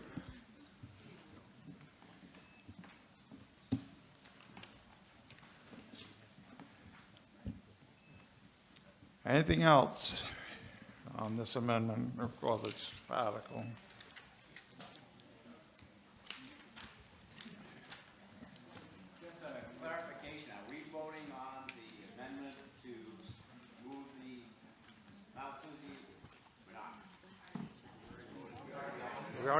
on that.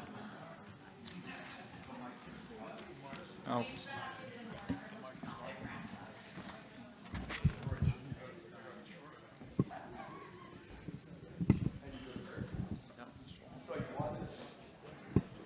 Mr. Moderator, Mr. Moderator, Sir? Mr. Moderator, just with regard to the proposed amendment, people should know that we currently have 21,000. 41. I'm sorry, 41,000 in the Grange Capital Reserve. So this 2,500 would increase the 41,000. Yeah, I haven't seen any amendment yet, so. Okay. I just had a question. I saw the chief had to leave, but in regards to the new cruiser, can anyone speak to that? You know, it seems like we're having personnel issues. It seems like I just don't know what the need is for a cruiser right now, if anyone could just help me understand that. The money allocated in here is going towards the purchase for future cruisers. It's basically a savings, you know, so when they need the cruiser, they can have the money available. Is Chief gone? He left? Okay, shoot. Yeah, I know he does have a schedule, a rotation schedule for all the cruisers going through that. Mark, do you want to add anything to that? I know. Just that it's a yearly thing that they raise the money to appropriate the funding, and it's usually, that's probably a pretty close, accurate price for the cruiser to outfit it and everything with the lettering and cages and stuff. Depending on the new model of cruisers, depends on whether the current cage will be able to fit into it or not. So if that's not the case, then they have to do, and they're switching all from Fords to Chevys now, so they have to buy new because there's usually not ones to replace it. I guess it comes down to a need and a want. This is a need. Correct. It is, yep, it is. There's about 28,000 in that account right now. And Excuse me, you want to change? I just want to be clear what you're amending. Ma'am, thank you. My question is, thank you. Thank you, Mark.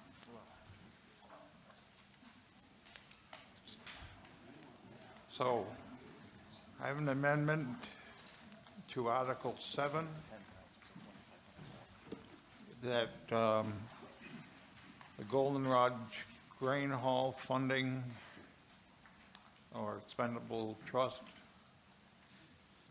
capital reserve fund actually, to go from $7,500 to $19,000. What's that?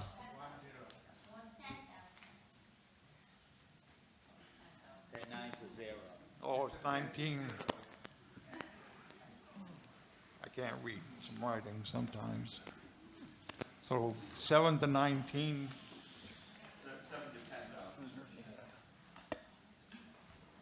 10,000. No. That isn't what this says. It's go from 7,500.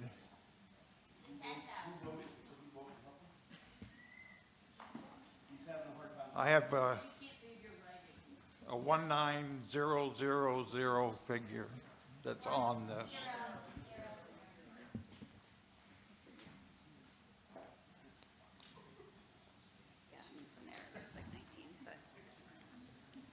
So ma'am, do you just want to come up and read it? So on your paper, well, no, it does look like a 9 on your paper, so. That's why I asked. You don't want $190,000 for the Oh, that's a comma. so that's supposed to be 10,000. So, all right, the clarification is that they're looking to amend the Goldenrod Grange Capital Reserve Fund from $7,500 to $10,000. Is that right? Any discussion on this? Seeing none, all those in favor of this amendment signify by saying aye. Aye. Those opposed? No. No, I don't think we need a show of hands. That's only when the moderator has a question, whether it passed or not, and it did not pass. Show of hands then. Oh, come on.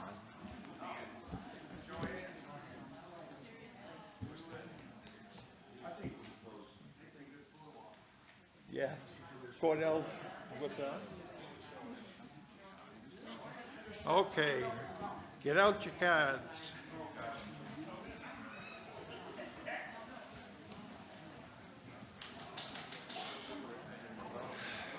We'll do this again.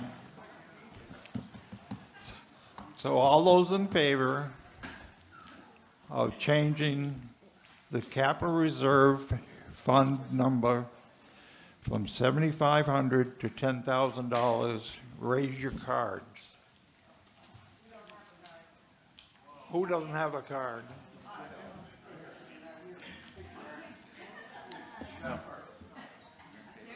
If you don't have a card, you didn't register to vote? Did you check? Well, I know, but you have to check in order to get a card. Oh, no. Your card is your card. Don't shift them around, because that would negate the whole purpose.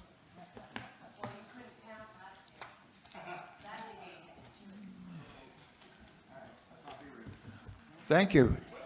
I'm glad I won't have to do it again. From people from, anyway, Francis? These are people that are in favor.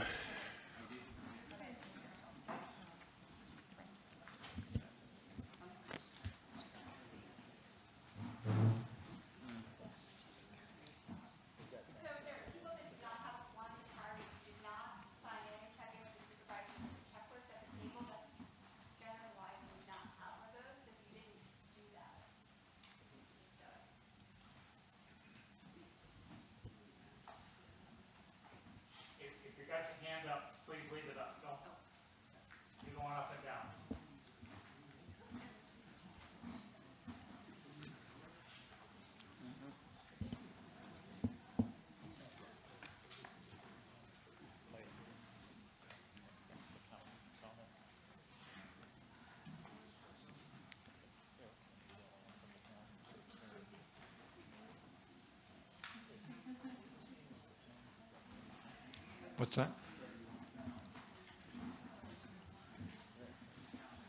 All right, those who are opposed to this amendment, raise your cards.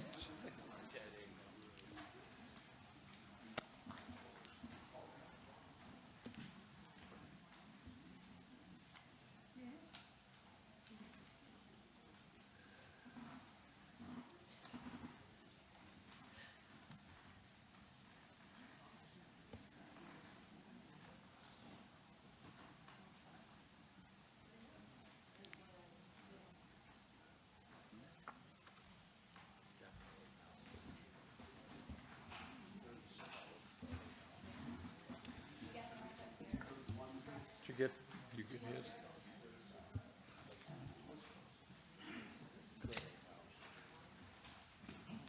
Okay, so the card count was 31 in favor, 37 against. So I'd say the article fails, or the amendment fails. So we're back to the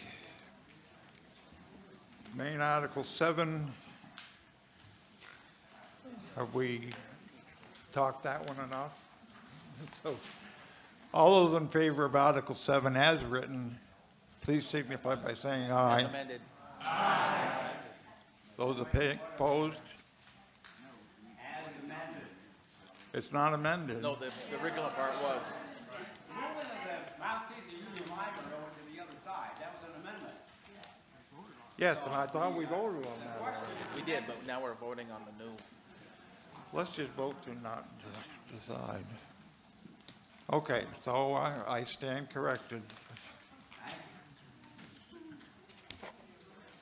So I guess as amended to move, whatever it was, the Mount City Union Library from one side of the chart to the other.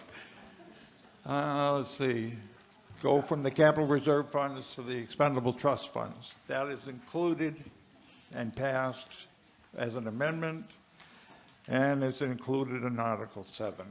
So, any further questions on that? I didn't think so. All those in favor signify by saying aye. Aye. Opposed? Thank you. Make a motion Yeah. to restrict reconsideration on Article 7. Motion's been made to restrict Second. and seconded. Any discussion on restricting it? I don't think so. All those in favor of restriction, say aye. Aye. Opposed, no. Okay.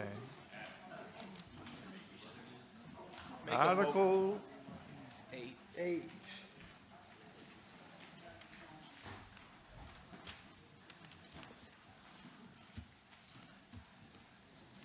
Lori? Make a motion to move Article 8. Second.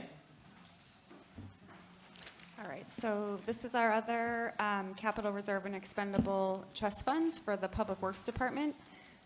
So again, the town's capital improvement committee evaluated the public works capital needs as part of the long-range planning process and recommended the following levels for the expendable trust and capital reserve accounts. The largest portion of this request is for the road rehabilitation and reconstruction, which supports ongoing maintenance and improvements of the town's road network. Regular investment in roadways helps extend pavement life, improve safety, and reduces the need for more costly reconstruction in the future.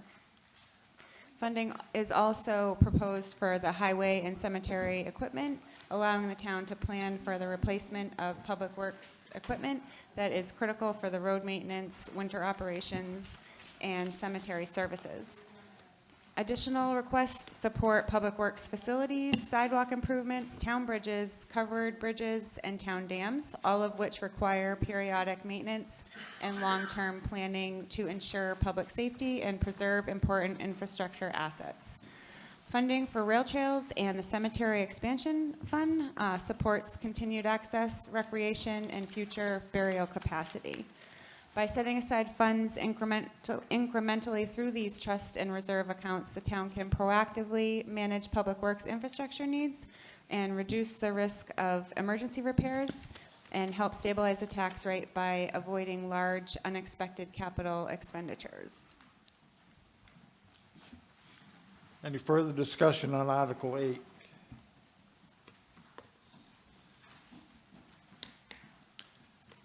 Seeing none, we'll call the question. All those in favor of Article 8 signify by saying aye. Aye. Those opposed? Thank you. Moving on to Article 9. Mr. Moderator, I make a motion to restrict reconsideration. on Oh, Article 8. geez. Okay. All those in favor of? Second. Thank you. In favor of restricting further amendments or discussion on Article 8? Opposed? I think so. Okay. Bill, Article 9. Make a motion to move Article 9. Second. Article 9's been moved and seconded. Discussion, Bill? This has come about as we've come to recognize that we have significant infrastructure challenges throughout the town, not the least of which are water and sewer in the West Swanzey Village. Our intent is to have the opportunity to create this fund should any needs come about that are not available, that we don't have recourse for in the general budget. Further discussion? Seeing none, all those in favor of Article 9 respond by saying aye. Aye. Opposed? Okay, Article 9 passes. Mr. Moderator, I make a motion to restrict reconsideration on Article 9. Motion's been made and seconded. Second. Thank you. To restrict further amendments to Article 9. All those in favor? Aye. Aye. Those opposed? Thank you. Okay, moving on. Where are we? Article 10. Make a Mark? motion to move the Article 10. Second. Article's been moved and seconded. Discussion? So Article 10 has to do with moving from SB2 to the traditional town meeting.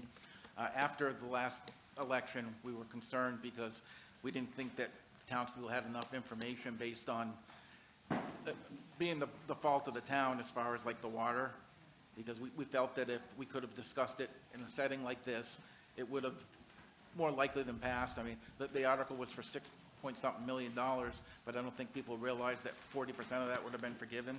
So it would have been like a $4-point-something million that we passed up on that we can't go back for another 2 years. So the feeling was, how do we get the townspeople more informed? So we came up with a governance committee, and after discussion, it was the best proposal that we could come up with as a town meeting so that people are more informed of what's going on, along with having meetings throughout the year just to discuss what's going on throughout the town. So I certainly urge that we pass this. It's going to take a 3/5 vote to do so. Further discussion on Article 10. Seeing none? Oh, sorry, I didn't see. That's all right. Scott Self, and I was on that committee, that governance committee, discussing all of this. And it was a lot of discussion about it. And it pretty much boils down to what we're doing right now. We're listening to the articles, we're debating them, and we're amending them sometimes. And then we're voting on them, and we know exactly what we're voting on, just what we amended or didn't amend. And there'd probably be more people than this at the town meeting to do it. Some of you may have never been to a town meeting, but that was the whole idea behind it, was really it to be done once and for all by people who actually knew exactly what it was, and rather than hearsay.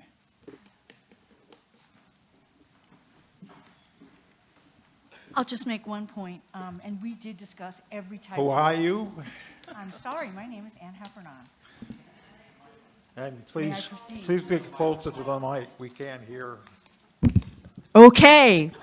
Thank you. We discussed every form of governance that we could possibly apply to the town, and the town meeting seems to be the most pure form of governance that we could come up with, or that was available to us.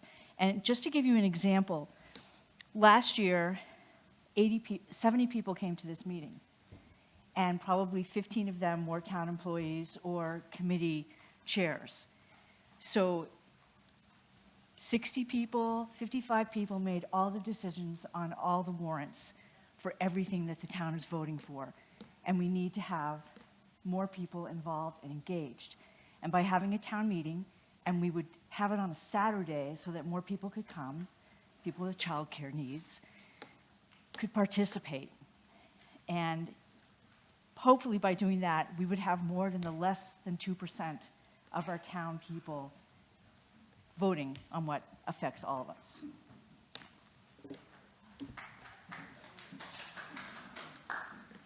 Mr. Chairman? Sir. Moderator Bruce Cohan.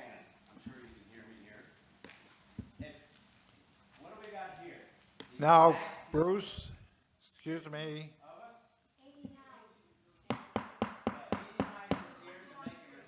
Come up to the mic, please. You're not recording for the tape and stuff.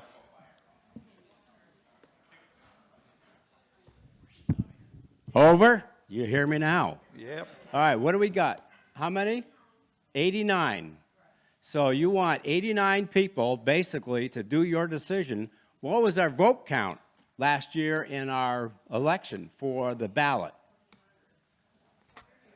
There's a lot more people voting that way for RS2B, I think it's called, SB2, than there is right here now. And I've been through town meetings before, and we've been here like midnight discussing this stuff. So you guys, a lot of you are pretty aged here. I don't believe you're going to be wanting to stay up until midnight, even though you think you want to do it on a Saturday. I don't think that's going to happen. Thank you.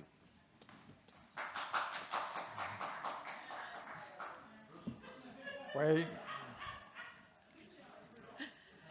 I'm Ashley Crosby. I live over on Fox Run Road. I would like to just speak as a resident for this. As a parent who has small children, I could probably easily say I think I'm the youngest person in the room tonight, and I'm here because I have to be here as a department head. If I didn't be, I wouldn't be. I would be at home tucking children into bed and things like that. My concern with moving away from SB2 is how are we accommodating those families? Who's providing childcare? Is that now going to be something you're going to look for the recreation? How do me and my staff then get to be able to participate and vote in that as well? Because there are a lot of families who really are active in town but have very, very small time frames.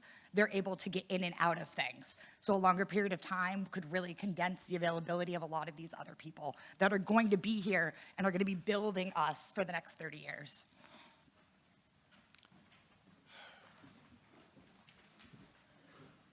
So we hopefully would be able to have a form of childcare. It's one of the things that is in our notes that we would do that.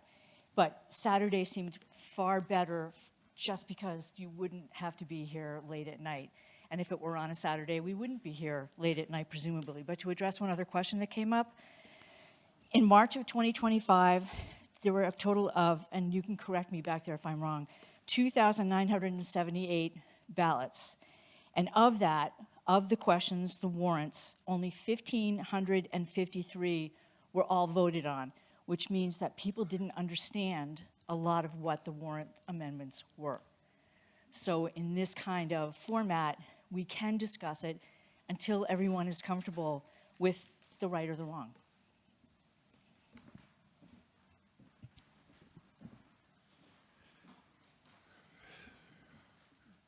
State your name, please. Hi, Kristen Reynolds. Last year, we had an opportunity to get our own water department to make it public instead of private. Everybody in the room here who heard that argument voted for that water. We all saw the need. And we've just been told over and over again by Jimmy here how much we need to get businesses in here to help us pay for what's happening. And water is paramount. We must have it. But when we went in March to vote, most of the people voted against it. And why? Because they didn't understand it. They didn't read it well. They saw the amount of money that it was, and they didn't understand about the loan and how that worked. They didn't know what we knew here. That really bummed me out. The people here, we learn what we need to know, and then we vote on it. That makes sense to me. Thank you. Dan? I'll just be real quick, because I was on the Swanzey Governance Committee also. And the biggest point of going back to town meeting is just to make sure that people are informed. Like everybody else that just came up here said, the majority of voters are not informed. The people that are here tonight, you guys are. You're active. You're engaged in our town. Unfortunately, there are restrictions where there's young families and some people can't get out and do this. That's why we want to do it on a Saturday. But we want to see our town moving in the right direction. I mean, I know I was up here, kind of criticizing the town tonight. Just I want to hold them accountable to where our taxpayers' money's going. And I think the town meeting format not only holds them more accountable, but also helps keep our taxes a lot lower. For the gentleman that argued that there's only 89 people that would be making the decisions on our town, I would rather have 89 informed people that know exactly what's going on in our town to make that decision than 1,400 people that don't have an idea and only vote on things that they think they understand. Thank you. I want to take my moderator hat off for a minute and address my feelings on this, or a question that I have. Has there been any, I haven't seen any, estimate as to what extra this is going to cost? We've had a lot of talk about our budget, and I don't believe there's been any proposal as to how much this is going to cost. Ann, you want to answer? We don't have that estimate because we don't know if we can move forward with it, but it would be basically what's happened in the past, and hopefully we can do this at the high school. Hopefully we can do this at the high school, so it shouldn't be an enormous expense to the town. And for things like childcare, we would hope to engage some of the youth, like interact, or we don't know. I mean, there's a lot of unknowns that are involved in it, but it's a step in the right direction to engage more people and have more people involved in the town that they live in.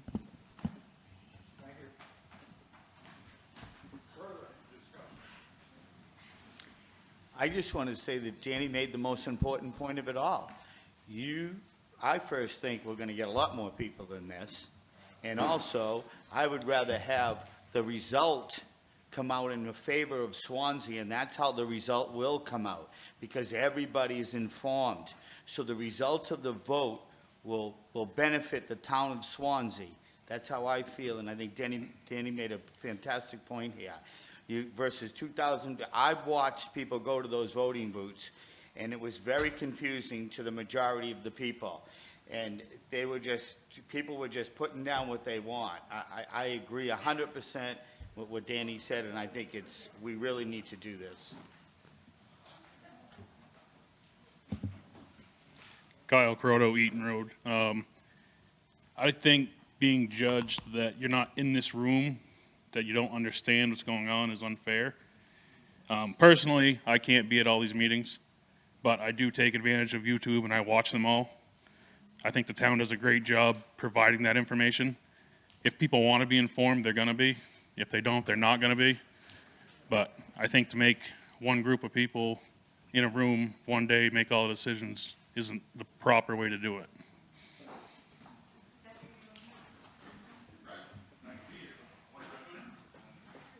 Dave Jones, Causeway Road.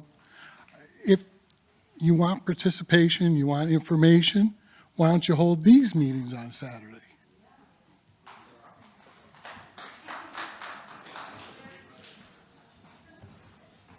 Could I just have some clarification? Are the town meetings going to be a vote at that time, or are they just open for discussion? So the people at home would not have the benefit of a vote. I mean, these meetings are great because of the questions. If we could have questions like this, open debate and discussion, and be polite about it, and then people come and vote, that would move us. But we do need to have these discussions. Good, there is no bad question. So that's unfortunate. Because of the media, I thought maybe, people could hear the questions at home and get clarification.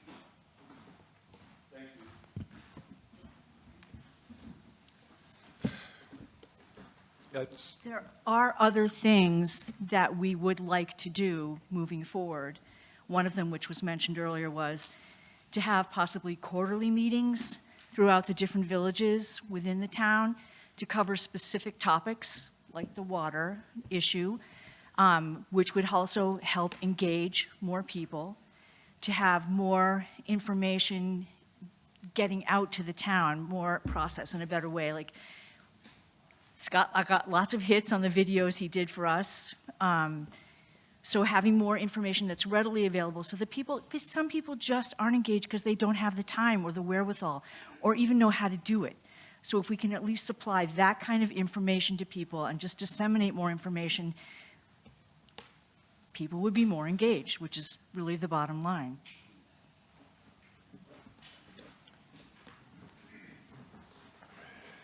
And a clear example of probably the not so well informed would be tonight's meeting here with the beginning of it with the zoning proposals. I don't know how many out here actually understand those zoning proposals. Sometimes we don't understand them here. I'm on the planning board. But we have a lot of discussion, a lot of back and forth on it to understand those proposals before we vote on them. And everyone here and everyone who votes in March, they're just going to look underneath there and say, oh, planning board recommends it, guess that's okay for me, without even knowing what you're voting on.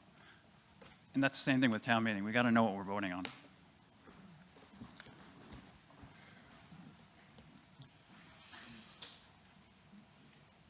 Seeing no other people lined up to speak,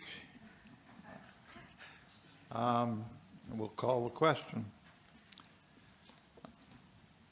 All those in favor of Article 10 as written, signify by saying aye. Aye. Opposed? Aye.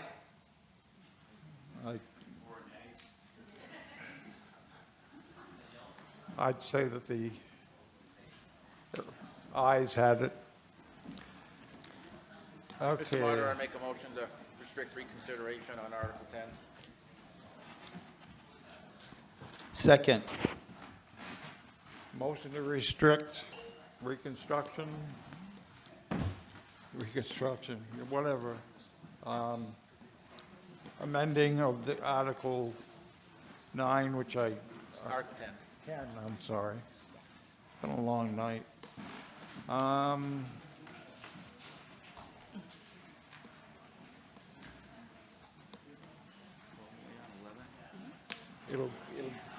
It'll go on the ballot as written. Yeah. So, the wording passed, no money was represented, so we'll move on. Article 11. Bill? Make a motion to move Article 11. Second. Thank you, Bruce. One of the first items that new town administrator Lori Radiola brought to our attention was that we as a town had not considered the elderly tax exemption since 2009. And I think we can all recognize that home values and inflation have significantly increased the cost of living since 2009. So could you bring up the next slide, please? Oh. The one with okay. On this slide, you can see the changes that we're recommending for people 65 and older, 65, 74, 75, 79, and 80 and over. Increases from the current income exempt, property value valuation to what we're proposing in assessed value moving forward. We've also increased, or recommending an increase in income limits, and then their total asset limits that they have. We all recognize that there are many of us who are less fortunate and have challenges paying the property taxes. It is our form of it is our form of taxation and revenue generation. Depending upon what your view is, back in the day when I vice-chaired and chaired the Republican committee in Cheshire County, and along with my cohorts on the Democratic Party, we all almost en masse supported a more diversified tax structure, but that was in Cheshire County. Once we get to the middle part of the state and the eastern part of the state, it doesn't matter what party you're in, it doesn't go away. So property taxes are the way that we generate revenue, and we feel that it's important to consider those who are less fortunate and give them an opportunity, more of an opportunity to stay in their homes.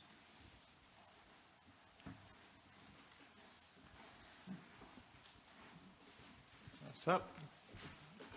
Go ahead. Ann Karasinski, Park Street, Swanzey.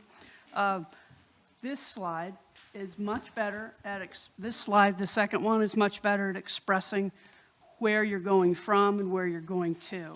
So I don't know if we need an amendment about the way this is written, but I found this confusing. And if we are going to educate people in the voting booth, so that's the first time they're seeing this, if there's a way to recommend that these numbers have not been updated since 2009 to reflect current economic conditions.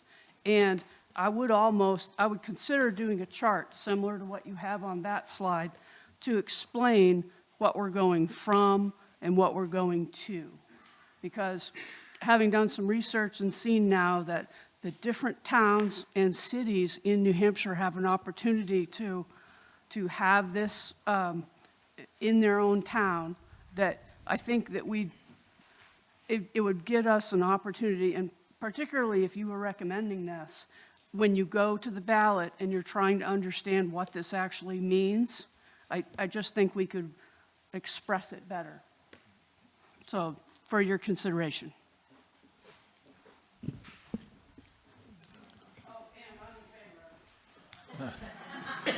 I'd like to take a moment and put our town council on the spot here.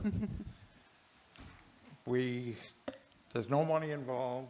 What can we change in wording, and what can't we change in wording?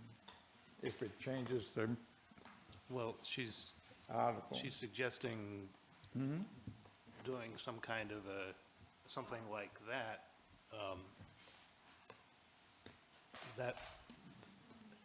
That's not going to work, unfortunately. There's statutory language that needs to be in there.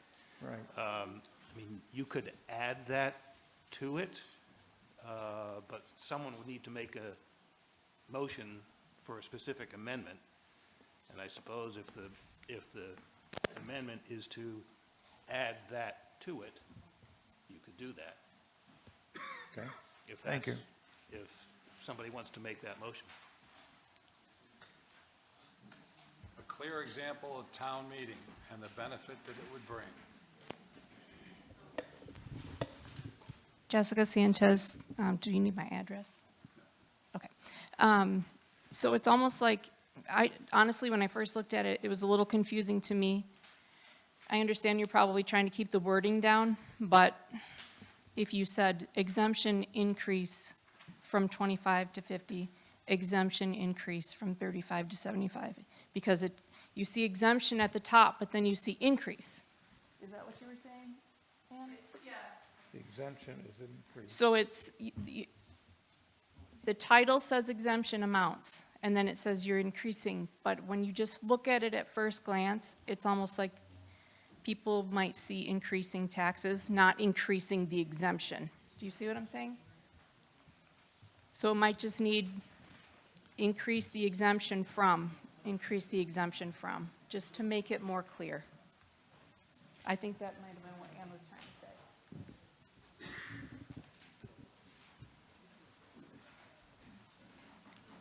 to say. Scott Self again. It says that in the article. It states that exactly in the Article 11 about the increase. Yep. Not on that, but in the article.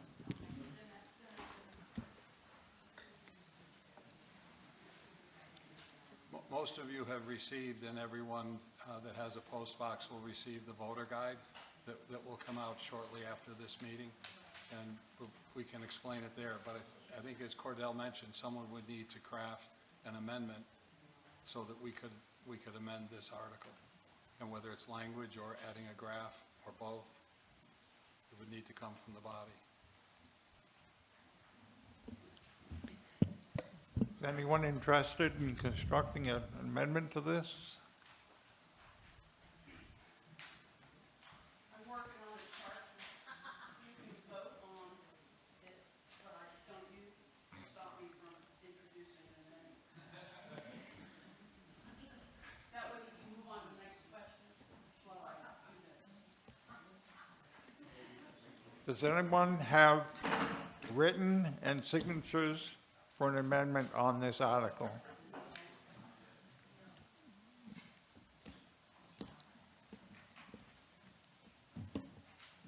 Seeing none,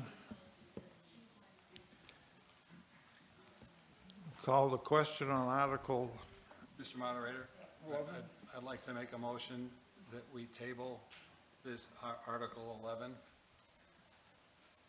and move on to Article 12. and then come back to Article 11? As there seems to be interest. That's not allowed, is it? There seems to be interest from the body. If we come back to it at the end of the... Yep. Okay.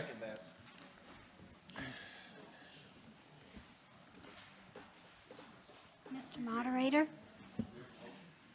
We do have a motion. Did we get a second on? Second. Okay. I just have a question. Sorry. Okay, we have a motion to,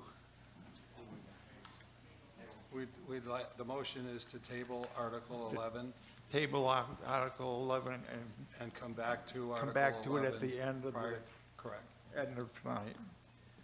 So move it from Article 11. It will remain as Article 11. It It will. would just be Right. tabled for now.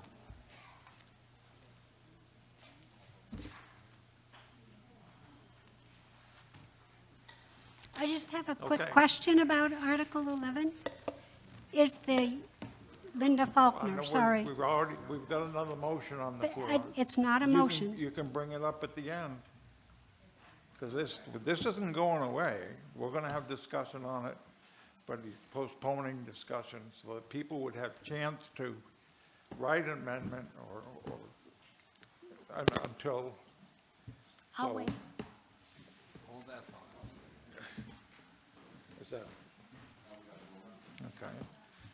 We got to vote on tabling Article 11, and it will be discussed at after the last article is handled. Anything further? All those in favor, say aye. Aye. Opposed, no? Thank you. So Article 11 will move to the end of the meeting. Article 12. Make a motion to move Article 12. Second. Discussion?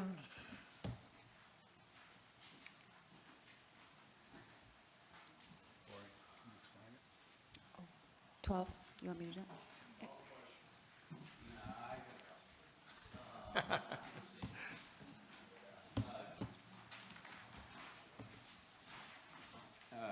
Bruce Bohannon, is that, can you explain service connected? Is that military service Yep, so I can. only, or? That one's it's called the optional tax credit for service-connected total disability.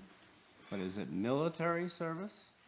Um, Or how do they get this Service connected. Service Yep, connected to service- what? Yes, military. All right, can Yep. we add service, military in there so it's clearer? Yeah. Cordell's saying we could. Okay. We would need an amendment.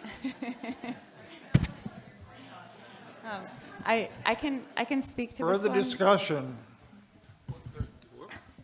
There's a motion, there's a question with regard to adding the word military. Do you want that in writing, or could we make it? Could we make a motion, need it in or could we writing, make an yes. amendment? All right. In order to be an amendment, it has to be in writing. Got a pen over there, Bruce? You want to write it?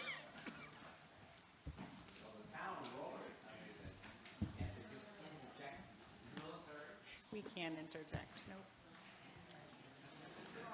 We're taking care of it up here. Oh, now, do you have a conflict of interest on this one? Yes, sir, Admiral. You get any signatures on that? No, there's no fourth, I don't have signatures. Bruce. Bring it here. Bruce.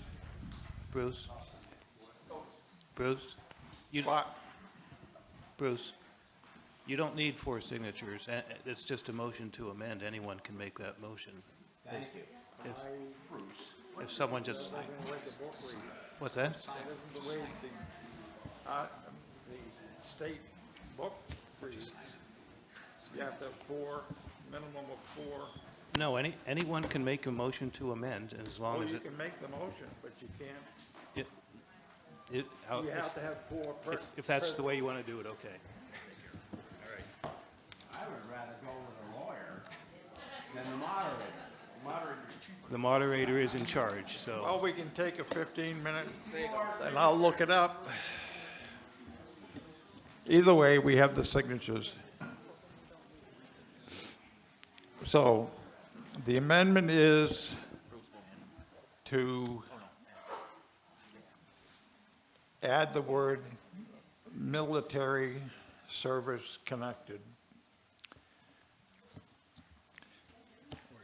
Any discussion on that?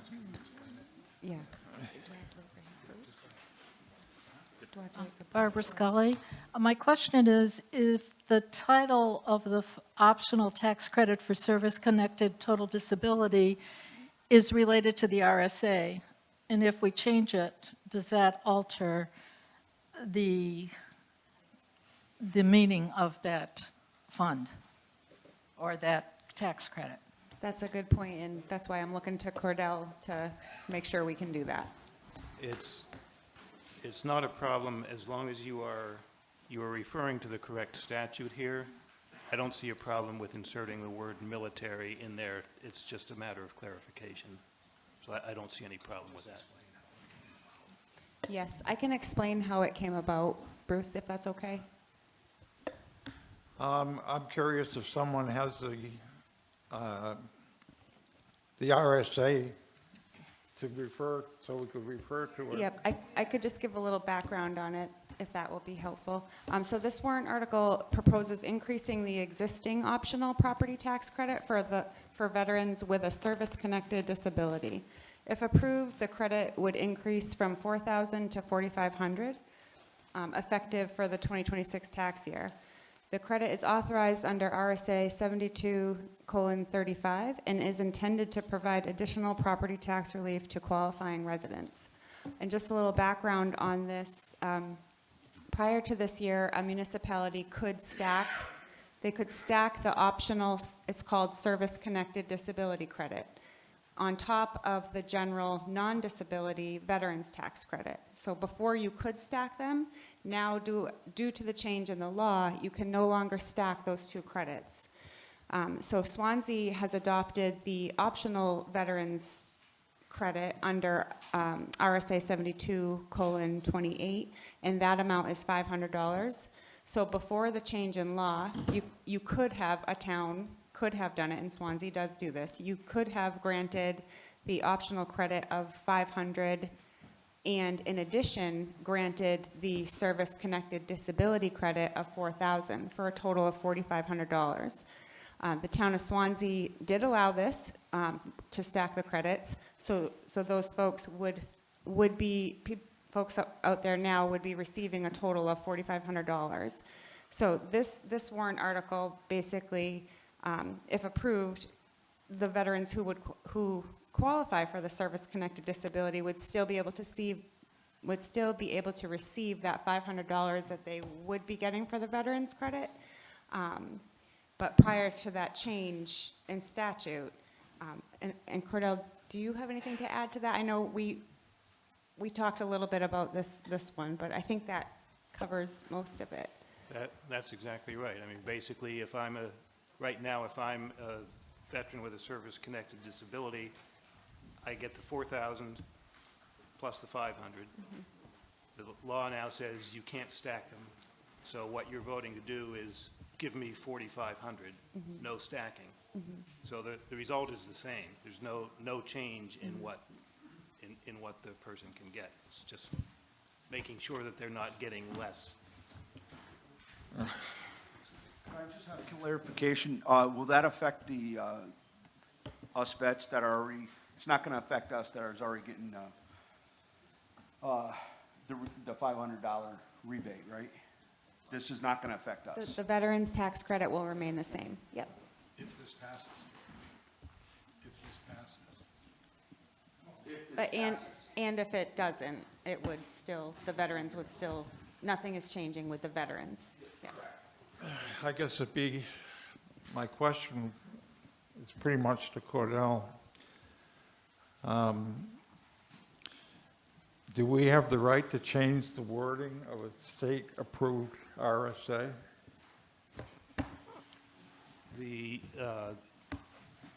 there is a section in the RSAs that tells you how to change the amount of the credit. It doesn't prescribe the specific language. So you're not changing state mandated language here. The short answer is yes, you can do this. Okay. So, have we voted on the amendment? No. All those in favor of adding the word military in front of service-connected on Article 12, signify by saying aye. Aye. Opposed? Okay, the ayes have it. Now, we're back to the modified Article 12, which includes adding the word military. Any further discussion? Seeing none. All those in favor say aye. Aye. Opposed? Okay, done. Mr. Moderator, make a motion to restrict reconsideration on Article 12. Second. Okay, we have a motion on the floor to restrict further discussion on Article, what one? 12? Article 12. All those in favor of restricting discussion further on this article signify by saying aye. Aye. Opposed? Okay, restricted.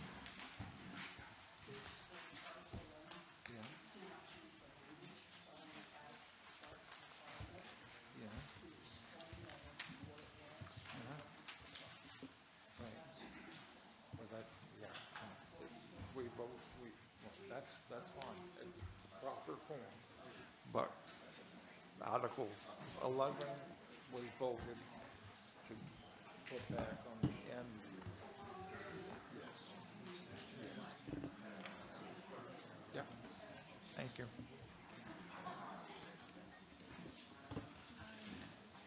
Okay. Where are we?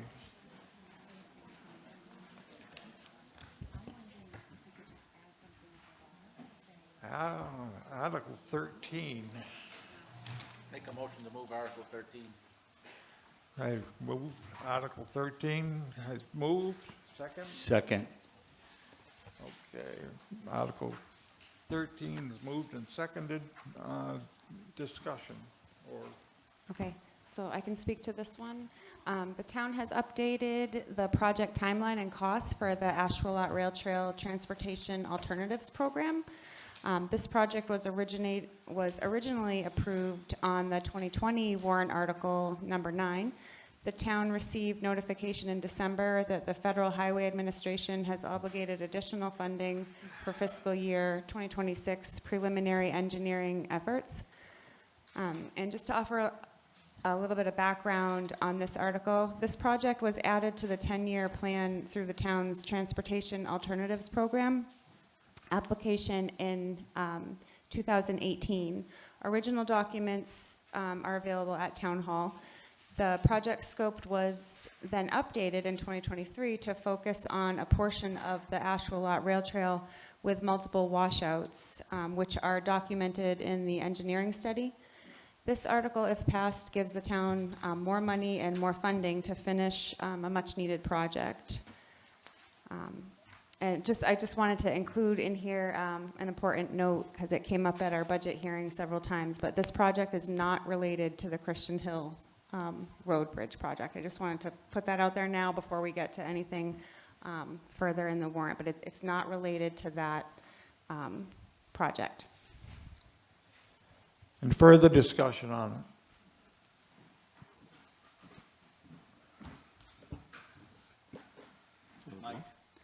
Hello, my name is Mike Kowalczyk. I chair the Swanzey Rail Trail Advisory Committee, and the committee is in favor of Article 13. The passing of this article covers the TAP grant, which Lori talked about, and the matching costs, therefore allowing the 4 washouts along the Ashwelot Rail Trail, which are located between the two Ashbrook Avenue crossings, to be fixed. The current plan is, I understand it, is construction is to start in 2027. If the article does not pass, the funding could be lost, and there's no timeline to getting the washouts fixed, and the trail in this section would not be reopened. The trail has been closed since July of '23 when the washouts occurred. The Ashtabula Rail Trail is a main corridor in Swanzey and southwest New Hampshire. It is heavily used by snowmobilers, bikers, hikers, etc. The trail actually starts at Emerald Street in Keene, and it ends at the Connecticut River in Hinsdale. And finally, I just want to mention that the Rail Trail Advisory Committee, through the work of Bruce Bohannon, did raise $25,000 to help cover the match. Thank you. Anything further on Article 13? Bruce, if I can just expand on that a little bit more, Bruce. So up here is just a snippet of the December 4th letter to the town from New Hampshire DOT showing the updated budget. And it's broken down as follows with the total cost of $1,822,712. The town's match totals $364,542. Anything else? Saying nothing. All those in favor of Article 13 signify by saying aye. Aye. Opposed, nay? Thank you. Mr. Moderator, make a motion to restrict reconsideration on Article 13. Second. Motion's been made and seconded to restrict changes to Article 13. All those in favor? Aye. All those opposed? Okay. Article 14. Make a motion to move Article 14. Second. Okay. Article 14 has been moved and seconded. We move to discussion. Lori? Okay. So Article 14, this is regarding the Lower Winchester Street Route 10 improvements. Swansea's share of this project cost, it requires a total local contribution of $145,000. This entire amount will come from the town's unassigned fund balance, meaning no new taxes are required to fund this project. The 145 represents 100% of Swansea's portion of the project costs. The funding is a one-time appropriation, and this article is a non-lapsing appropriation remaining available until the project is completed or until December 31st, 2031, whichever comes first. This investment supports needed transportation and infrastructure improvements while minimizing the impact on the tax rate.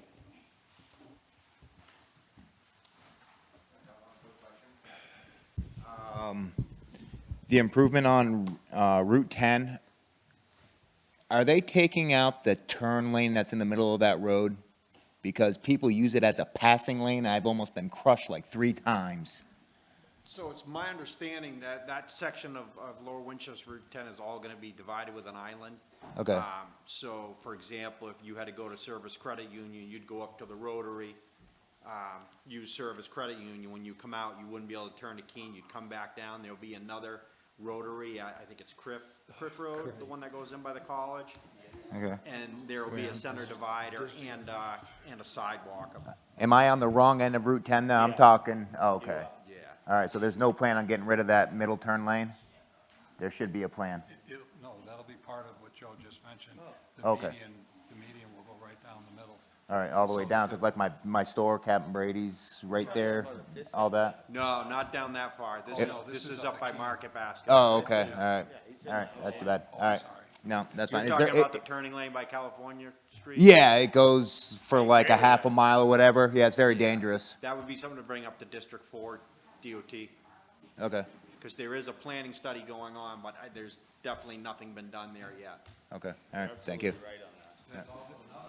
Scott, Scott, you might remember, that might have been brought in when California, Owens Drive was approved, the turn lanes.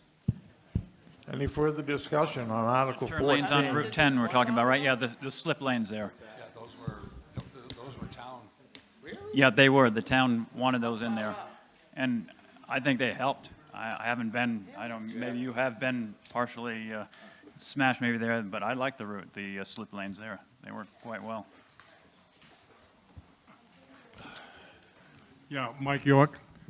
We had, through the planning board, we had a program where they're going to do safety all the way down through from Forest all the way down through the park by Jimmy's Park. But that funding has, from my knowledge, has fallen through, so there's nothing going to be done through that section now unless we can get another committee together and petition the state to do it.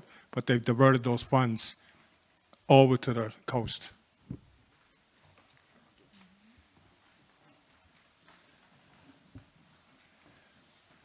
Seeing no more discussion, we'll call for a vote. All those in favor of Article 14 as written, please signify by saying aye. Aye. Those opposed? Now, Mr. Moderator, I make a motion to restrict reconsideration on Article 14. Second. really? Okay. Motion's been made to restrict discussion or changing Article 14. All those in favor? Aye. Opposed?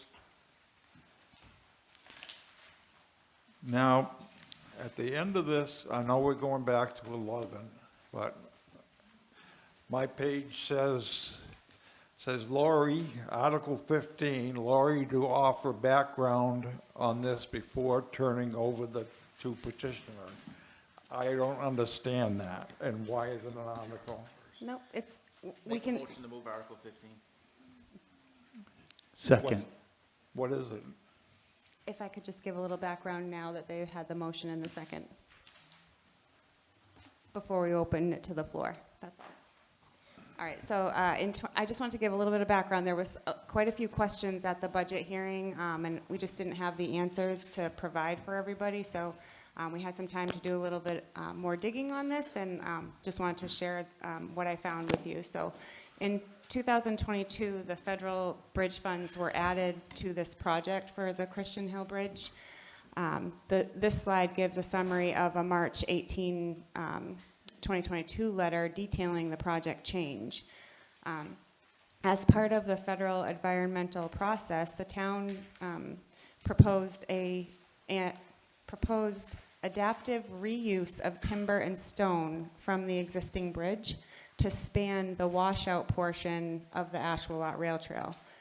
So as part of the historic mitigation for the removal of this historic bridge, but I just want everybody to be clear that that was not part of the TAP funding, that this was part of the historical process. So this proposal was accepted by the New Hampshire Division of Historical Resources and by the Federal Highway Administration through an exhaustive National Environmental Policy Act, or the NEPA process, which is currently nearing conclusion.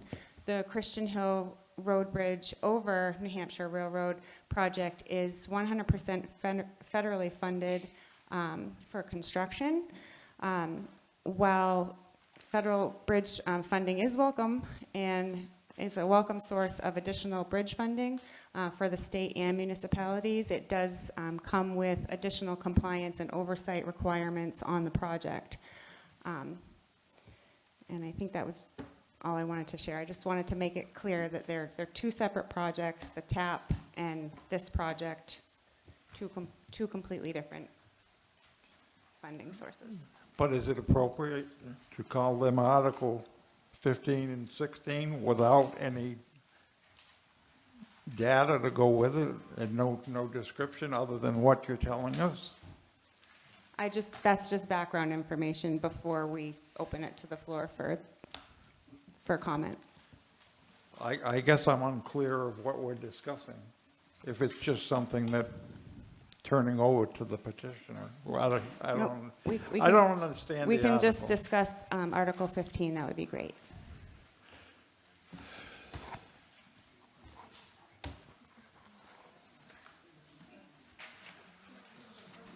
And why wasn't this?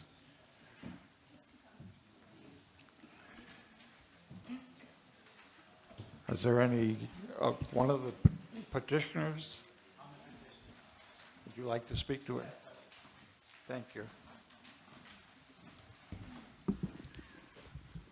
Hi, I'm John Trainer from Railroad Street.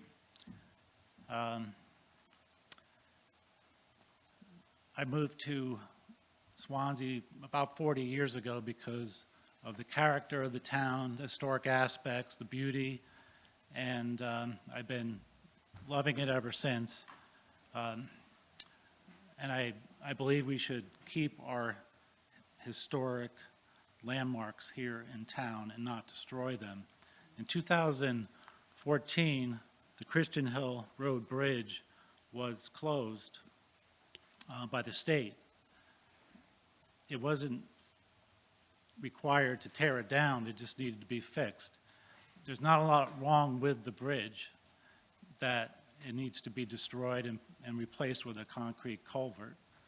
In 2016, a committee was put together by the town, and the committee made a suggestion to the selectmen, but the committee didn't have all the facts. The facts weren't available until 2018. A very important fact is that the bridge became in 2018 eligible for listing in the National Registry of Historic Places. So I don't think that the committee, if they knew that, would have recommended to the selectmen to tear it down and replace it with a concrete culvert. One of the people on that committee was Lee Dunham, who's here tonight, and I spoke with Lee about a month and a half ago at the Swanzey Christmas, and a month and a half ago, he was not aware that the Christian Hill Bridge and its historic aspects, I wasn't aware until this fall when I started digging into this whole thing. In 2020, there was a vote by the town to accept money from the state to rebuild the bridge with a concrete culvert. In this article in 2020, there was no mention of the historic aspects of the bridge. The voters did not know anything about the bridge. All they were required to do in the voting was to accept the money from the state. So a lot of people were like, yay, money from the state, and they accepted the money and won. The biggest secret I've ever heard kept is the fact, the historic aspects of that bridge. There's no mention of it in the election and the vote in 2020. In 2024, federal funds became available, and in order to receive those federal funds, they couldn't tear down the bridge. So Michael Brandley from the town and the representative from the engineering company came up with a plan, and the plan was to take part of the bridge and move it down to the washed out part of the rail trail, and that way they can say they were saving a historic landmark in town. This meeting was done where this idea was formed and then presented to the state, was done in private. There was no town voters involved. There were no elected officials involved. This was all done behind closed doors. So I feel that with this knowledge of the historic aspects, I believe we can save the bridge. I don't think we have to tear it down just to take money from the state or the federal government. There are other funds available that would have been available in 2016 if they had could have seen into the future and saw 2 years down the road that there will be historic. So I think in 2016, if they had known this, they wouldn't have recommended it to the selectmen. I think we can save the bridge, and I hope that the selectmen will support the petition. Thank you.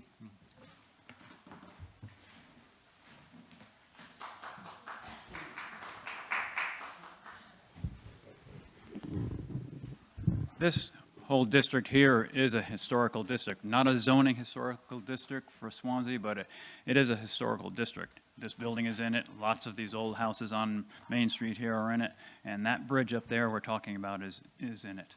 That bridge, in 4 years, it'll be 100 years old. That's a pretty old bridge, built by the railroad, and they built things to last. They didn't build things to fall down. They didn't want anything falling across their tracks. We support all our other bridges in town, which are historic bridges. If we take that down, we're never getting it back again, never going to be able to replace it again. There might be a cement culvert in there, but it's nothing like that historic bridge over there.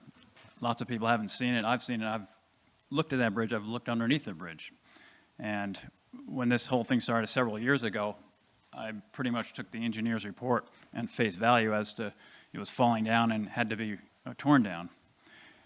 In my opinion, that's not the case. Underneath it there, you can see they've got stringers on that bridge. They're 14 by 8-inch stringers, about 30 inches in spaced out. And the part of the bridge that is rotten are what's called the bedding timbers. And those timbers are the same thing as the sill in your house. So, if the sill rots out in your house, you don't tear it down and put a cement one up. You just replace the sill. And those bedding timbers were made to be replaced anyways. That's how it works. So I would be in favor of just studying it at least for another year just to see if it's worthwhile saving it. We don't have a train station down there anymore. Other towns do, but we don't have one burnt down. That and that small little brick way station behind the cemetery are the only things we have left for the train station here, or for what the train was in town. So I think we ought to really look into it before we do something that we can't replace.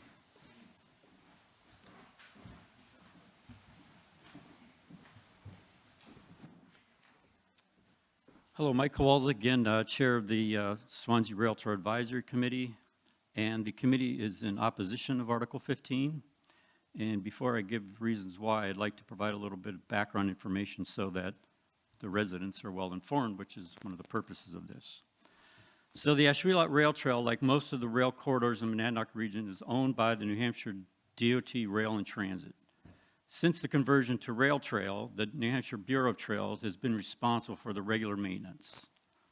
The Bureau of Trails has little resource, therefore they rely heavily on counties, snowmobile clubs, conservation groups, and local municipalities like the town of Swanzey to define projects, raise the funding, and perform the work, all overseen by the Bureau of Trails. Severe washouts, like those experienced on the Ashwelot Trail in 23, are not considered regular maintenance. Therefore, they're sent to the DOT to be fixed. The DOT 10-year plan is the typical means to get such projects funded and worked on via the Transportation Alternative Program grant, which is the one we have fixing the other ones.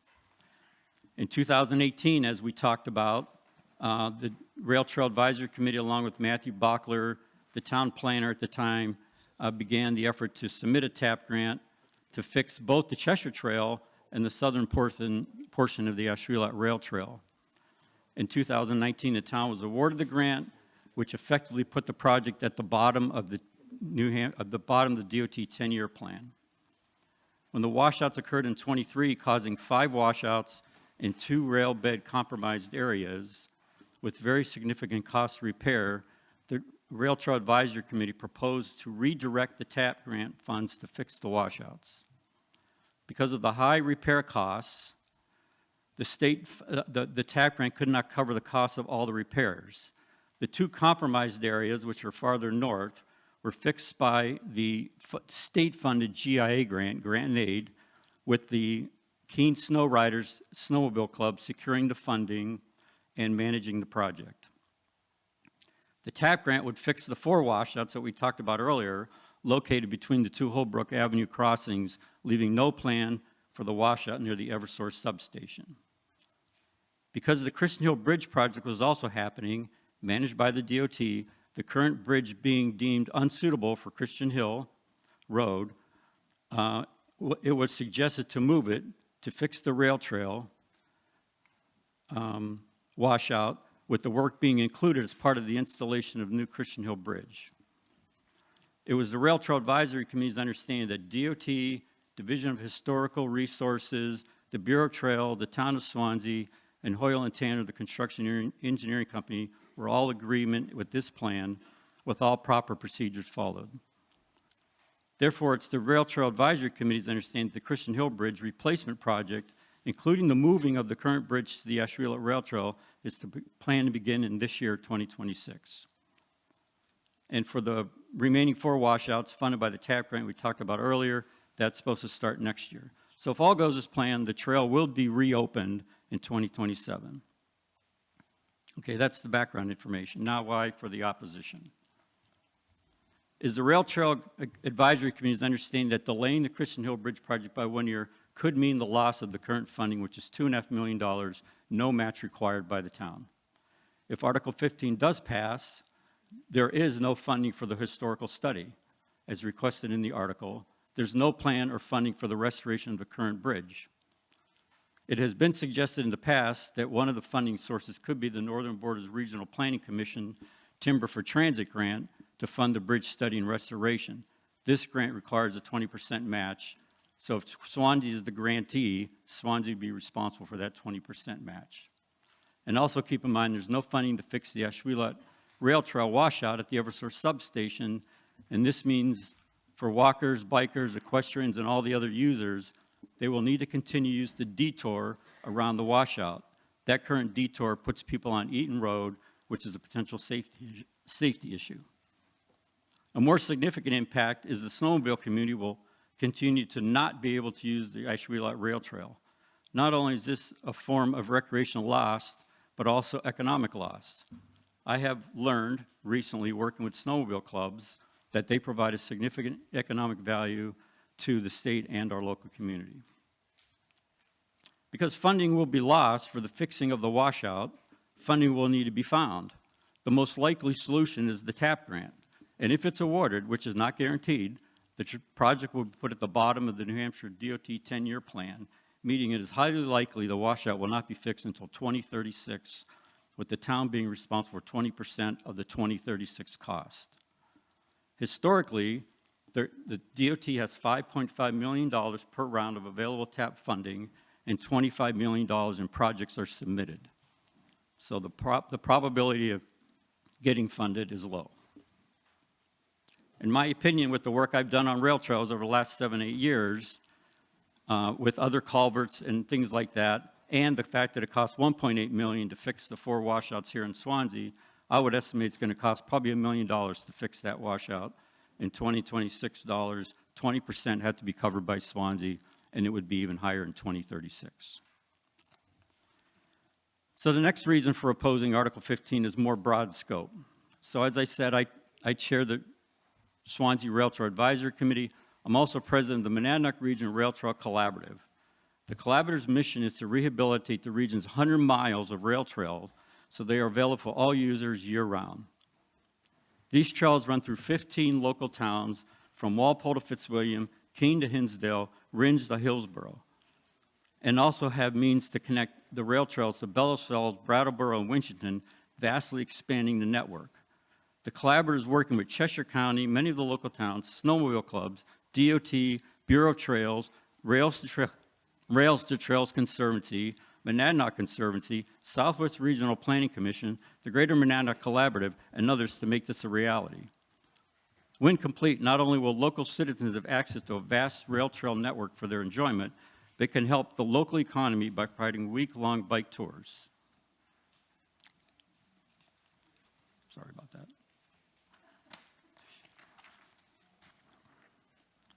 So I've started such a discussion with the owner of the Greater American Bike Tours, headquartered in Raymond, New Hampshire, with plans for me to do a test tour this summer across New Hampshire, including 2 days in the Monadnock region. The current watchouts on the Ashwellet Rail Trail severs the network, making it less attractive for these bike tours enthusiasts, therefore losing this recreational economic income. And as all of you know here, with no state income tax and no sales tax, we all rely heavily on recreational income to come in from out of state. Finally, it's our understanding, as was mentioned here, that the replacement bridge would be a concrete clamshell design, including decorative stone facade to have it appear like a stone bridge, and decorative railings, which is a nice touch to make it even more appealing. Thank you. I didn't have a lot of planning to do with this project, but one thing the voters need to be aware of, this project is almost complete as far as all the engineering and the design. And if this goes away, there is a strong possibility that the town is going to be responsible for all the engineering and the planning that's been done up until this point, which is being funded right now currently by the grant.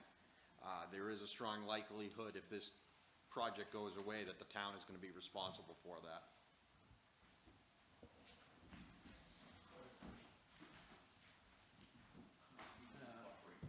Bruce Bohannon. My understanding is that's not the original bridge. That bridge was rebuilt several years ago to accommodate when the railroad was running. It was rebuilt to accommodate the higher railroad cars that were going through there. So that's not the original bridge. So I would dare say that's not 100 years old.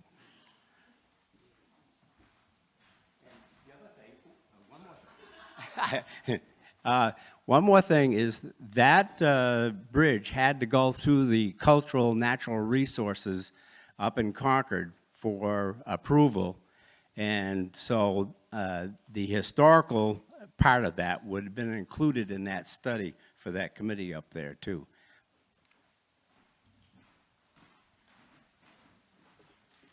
Barbara Scully.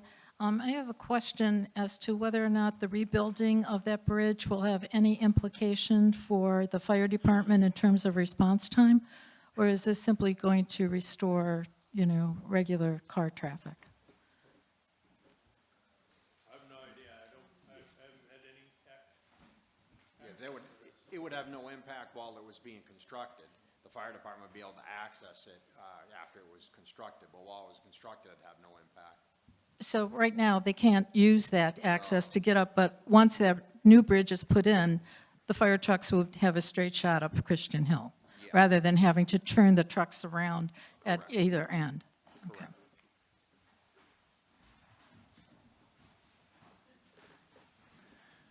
The rebuild that Mr. Bohannon was referring to, I believe, is the redecking that that bridge got in the 1960s. The rest of the undertone, the understructure of it is the same. They redecked it then. And it also has probably, I'm guessing, about 2 inches of asphalt on top of it. It's paved. And I did a quick calculation of what that is, and that weighs about 25 tons. So that's been carrying 25 tons for the last 14 years, just sitting there, perfectly straight. And we're just considering putting 3 more tons over it, if you post it as a 3-ton bridge and leave it as it used to be. Yeah, I timed how long it takes to go around. John Trainer. I timed how long it takes to drive around, and it's about 30 seconds. So there would be a 30-second delay in fire engine.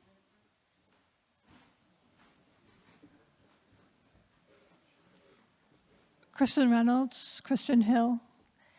I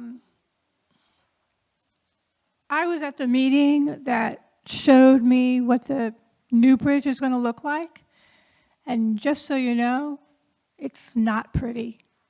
It's not a pretty bridge, the new one that they have planned. Seems reasonable to delay for a little while and look into this. Just my thought.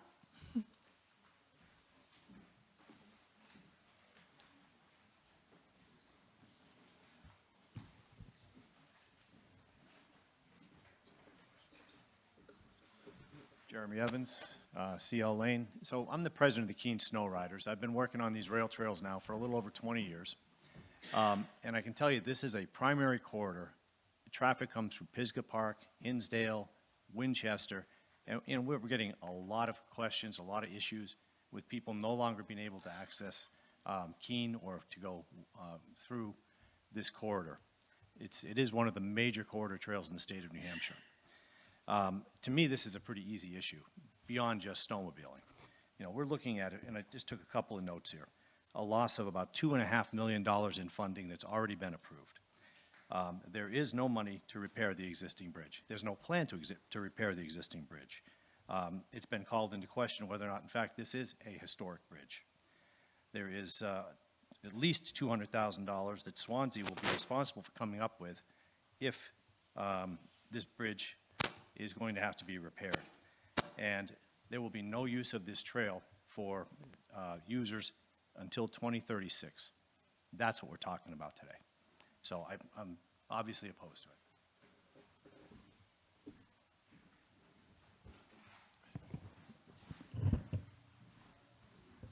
I'll say my piece. I don't care about the bicyclist. They're annoying. I don't care about the snowmobilers. I do care about the historic value. So I'd like to use a little patience on this. That's my personal feeling.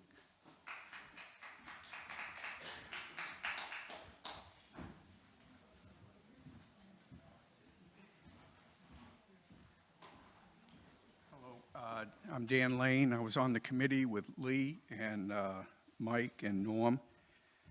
I'd like to say that the abutments for the bridge are made out of concrete blocks, similar to Jersey barriers, but just a big square blocks.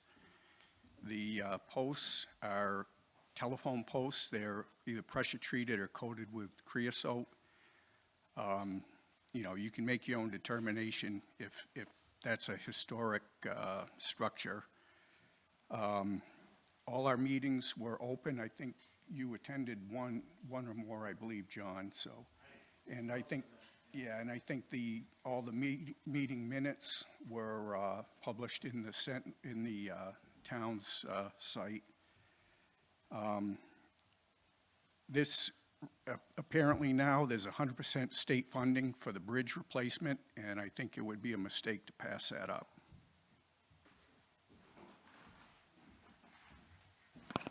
Anyone else? Well, is this just automatic? So this just, as written, will automatically go on? Okay, so we don't have to vote on this at all? You didn't actually have to vote on any of the articles. I didn't say anything about it, but every article automatically goes on the ballot. Right. So, I mean, you can ask people to vote on whether they support this or oppose it, but whether they support it or oppose it, it still goes on the ballot. Yeah, so. What's that? So this petition article will automatically appear on the ballot for your, see what you want to do with it. Okay. We got to come back to number 11.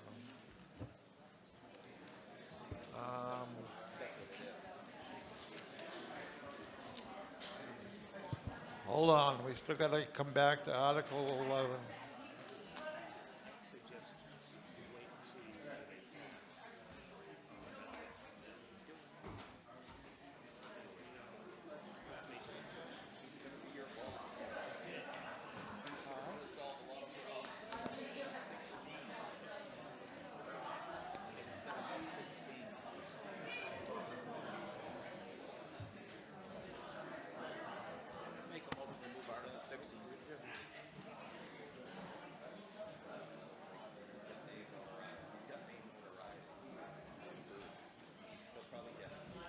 I guess we actually have another petition article that stated, shall the town vote to preserve the historic town-owned Christian Hill Road Bridge over the Ashwillet Rail Trail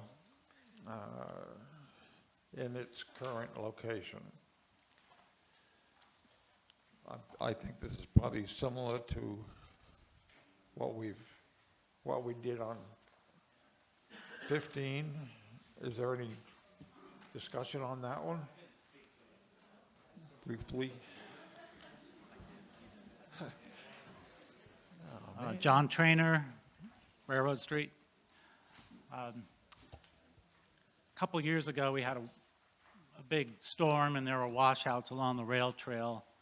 And that was a few years ago, and we didn't know where the money was going to come from for any of it. And a couple of years later, all of a sudden, there's money from here and there and everywhere to fix those washouts. And sounds like there's a lot of snowmobilers who use the trail, and they're still using it now. I noticed. I use it for jogging, and the snowmobilers are still on it and still going. But what I'd like to say is I don't think it's a good reason for fixing the washout that could be fixed in other ways and money come from other ways. It's not a good reason to tear down part of our history of Swanzey to do that. They're two separate issues.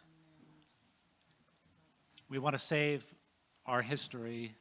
We don't want a concrete culvert with a steel guardrail going down the street in the middle of an historic area. It's going to look really ugly. Engineers, they don't care about that. They don't really care how things look. They care about function. So that's what's important to them. We have a bunch of other bridges in town here that, fire engines can't go over. And we're not ripping them down because they're covered. And they bring in tourism and money, and they're part of the heart of Swanzey, our bridges.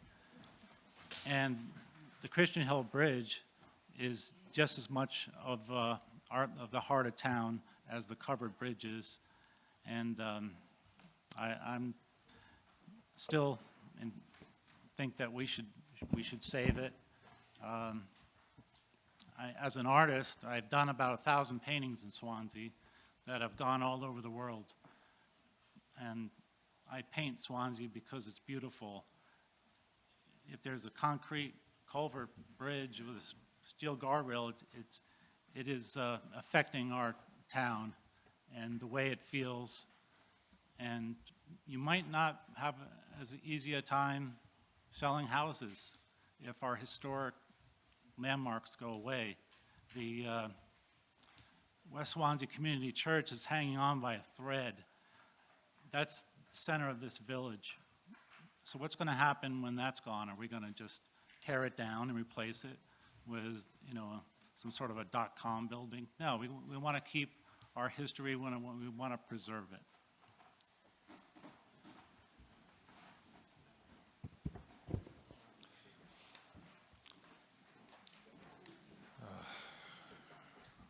Mike Kowalczyk again. Should I read my 3-page testimony? No, right.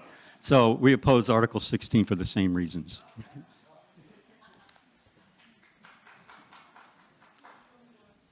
Okay, being a petition article, I'm sorry.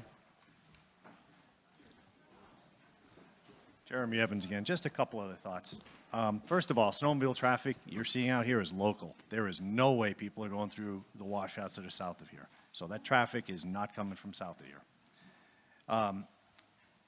There was a discussion about money. So a couple things. Money is very limited. This money that's allocated to these projects goes away. It doesn't necessarily come back, and it's not going to be available. Also, it takes a lot of time and effort to get that money that you're seeing. That wasn't the result of, it just appeared. That was years of work by a number of people sitting behind me and around the state, and including FEMA. A lot of work went into that. That does not come easily.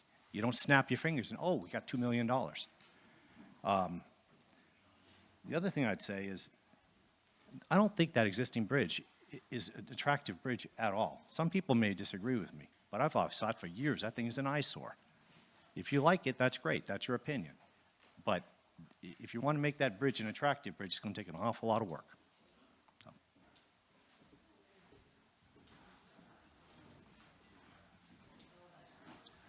So I saw a movie on Turner Movie Classics about 10 years ago, and I didn't watch the whole movie, and I don't know what the name of it is, but the opening shot is that exact same bridge, but it's all painted white, and it's got a beautiful railing on it, and it has lights. And it was, so you see in the opening shot of the movie, that bridge, and the train goes underneath the bridge, and then the movie starts. That town, wherever that bridge is that's important to that town, and this bridge is important to our town. I'm just going to appeal to the town. We invested a lot in this building. People fought over this. This is a beautiful building. It represents this community. And I don't think we should just take that lightly. I think John makes a very good point. This is a historical area, and we should take pride in it. I'm not a snowmobiler. I guess it's a great sport. People come and they just fly by these things. We live here. We're invested in this. So I'm appealing to everyone to please consider that, and let's make this a historic bridge and hold on to what we have.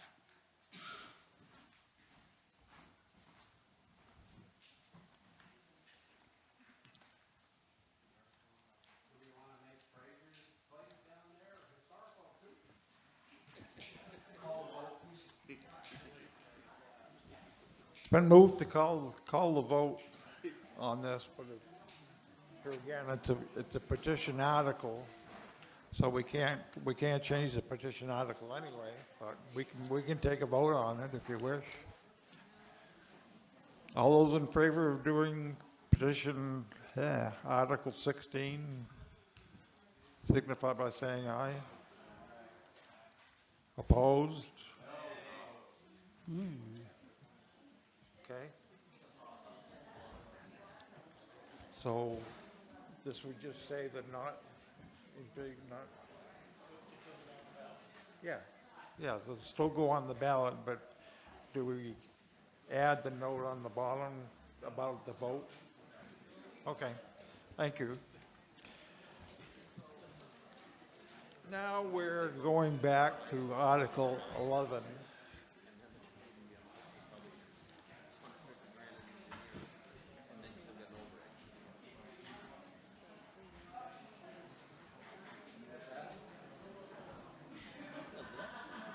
Ann Karasinski, Park Street, Swansea.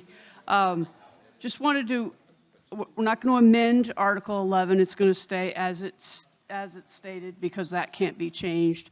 But below it, I'd like to add a little chart to explain easier to the voter that what the current exemption is and what the proposed exemption is. Just to provide clarity when someone's reading that article and they're intending to vote on it, it's a little difficult to keep track of what's going on in that long paragraph. So I thought this might add some clarity, and since the selectmen have recommended this, and I also support it, I thought it might assist the voter in understanding it, so.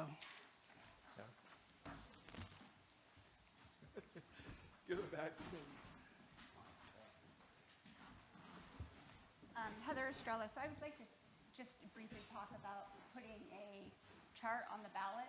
So there's a lot that goes into making the ballots, and adding a graph or a chart is also going to add cost to the town's ballots, just because of we make them and they roughly cost $5,000 right now for town ballots.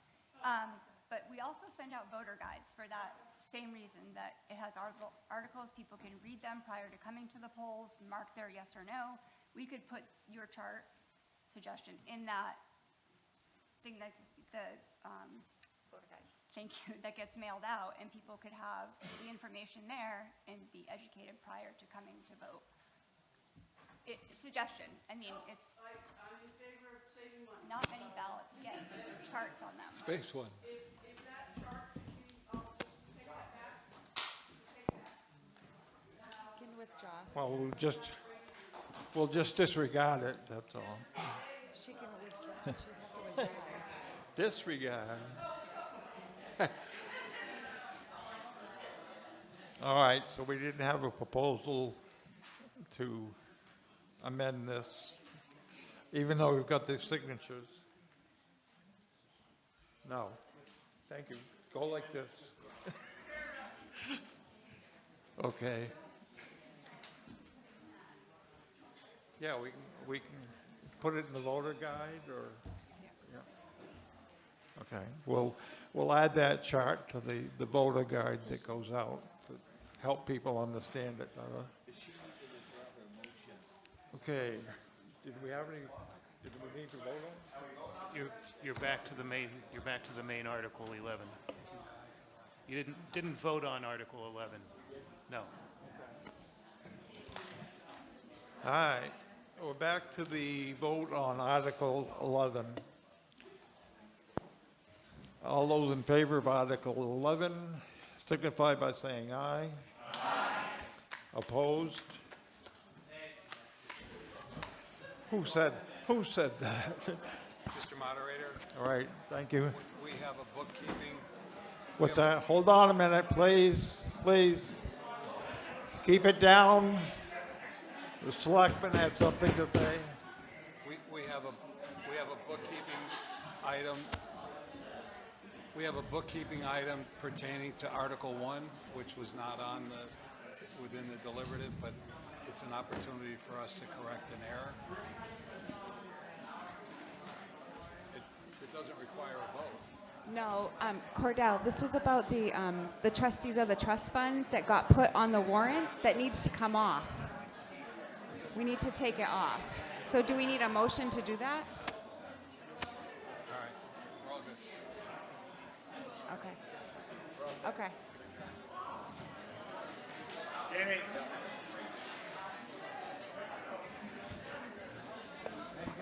Did we have a motion to adjourn? Seconded? Any discussion? Okay.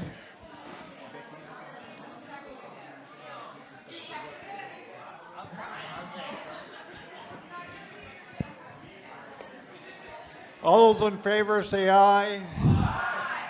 Opposed?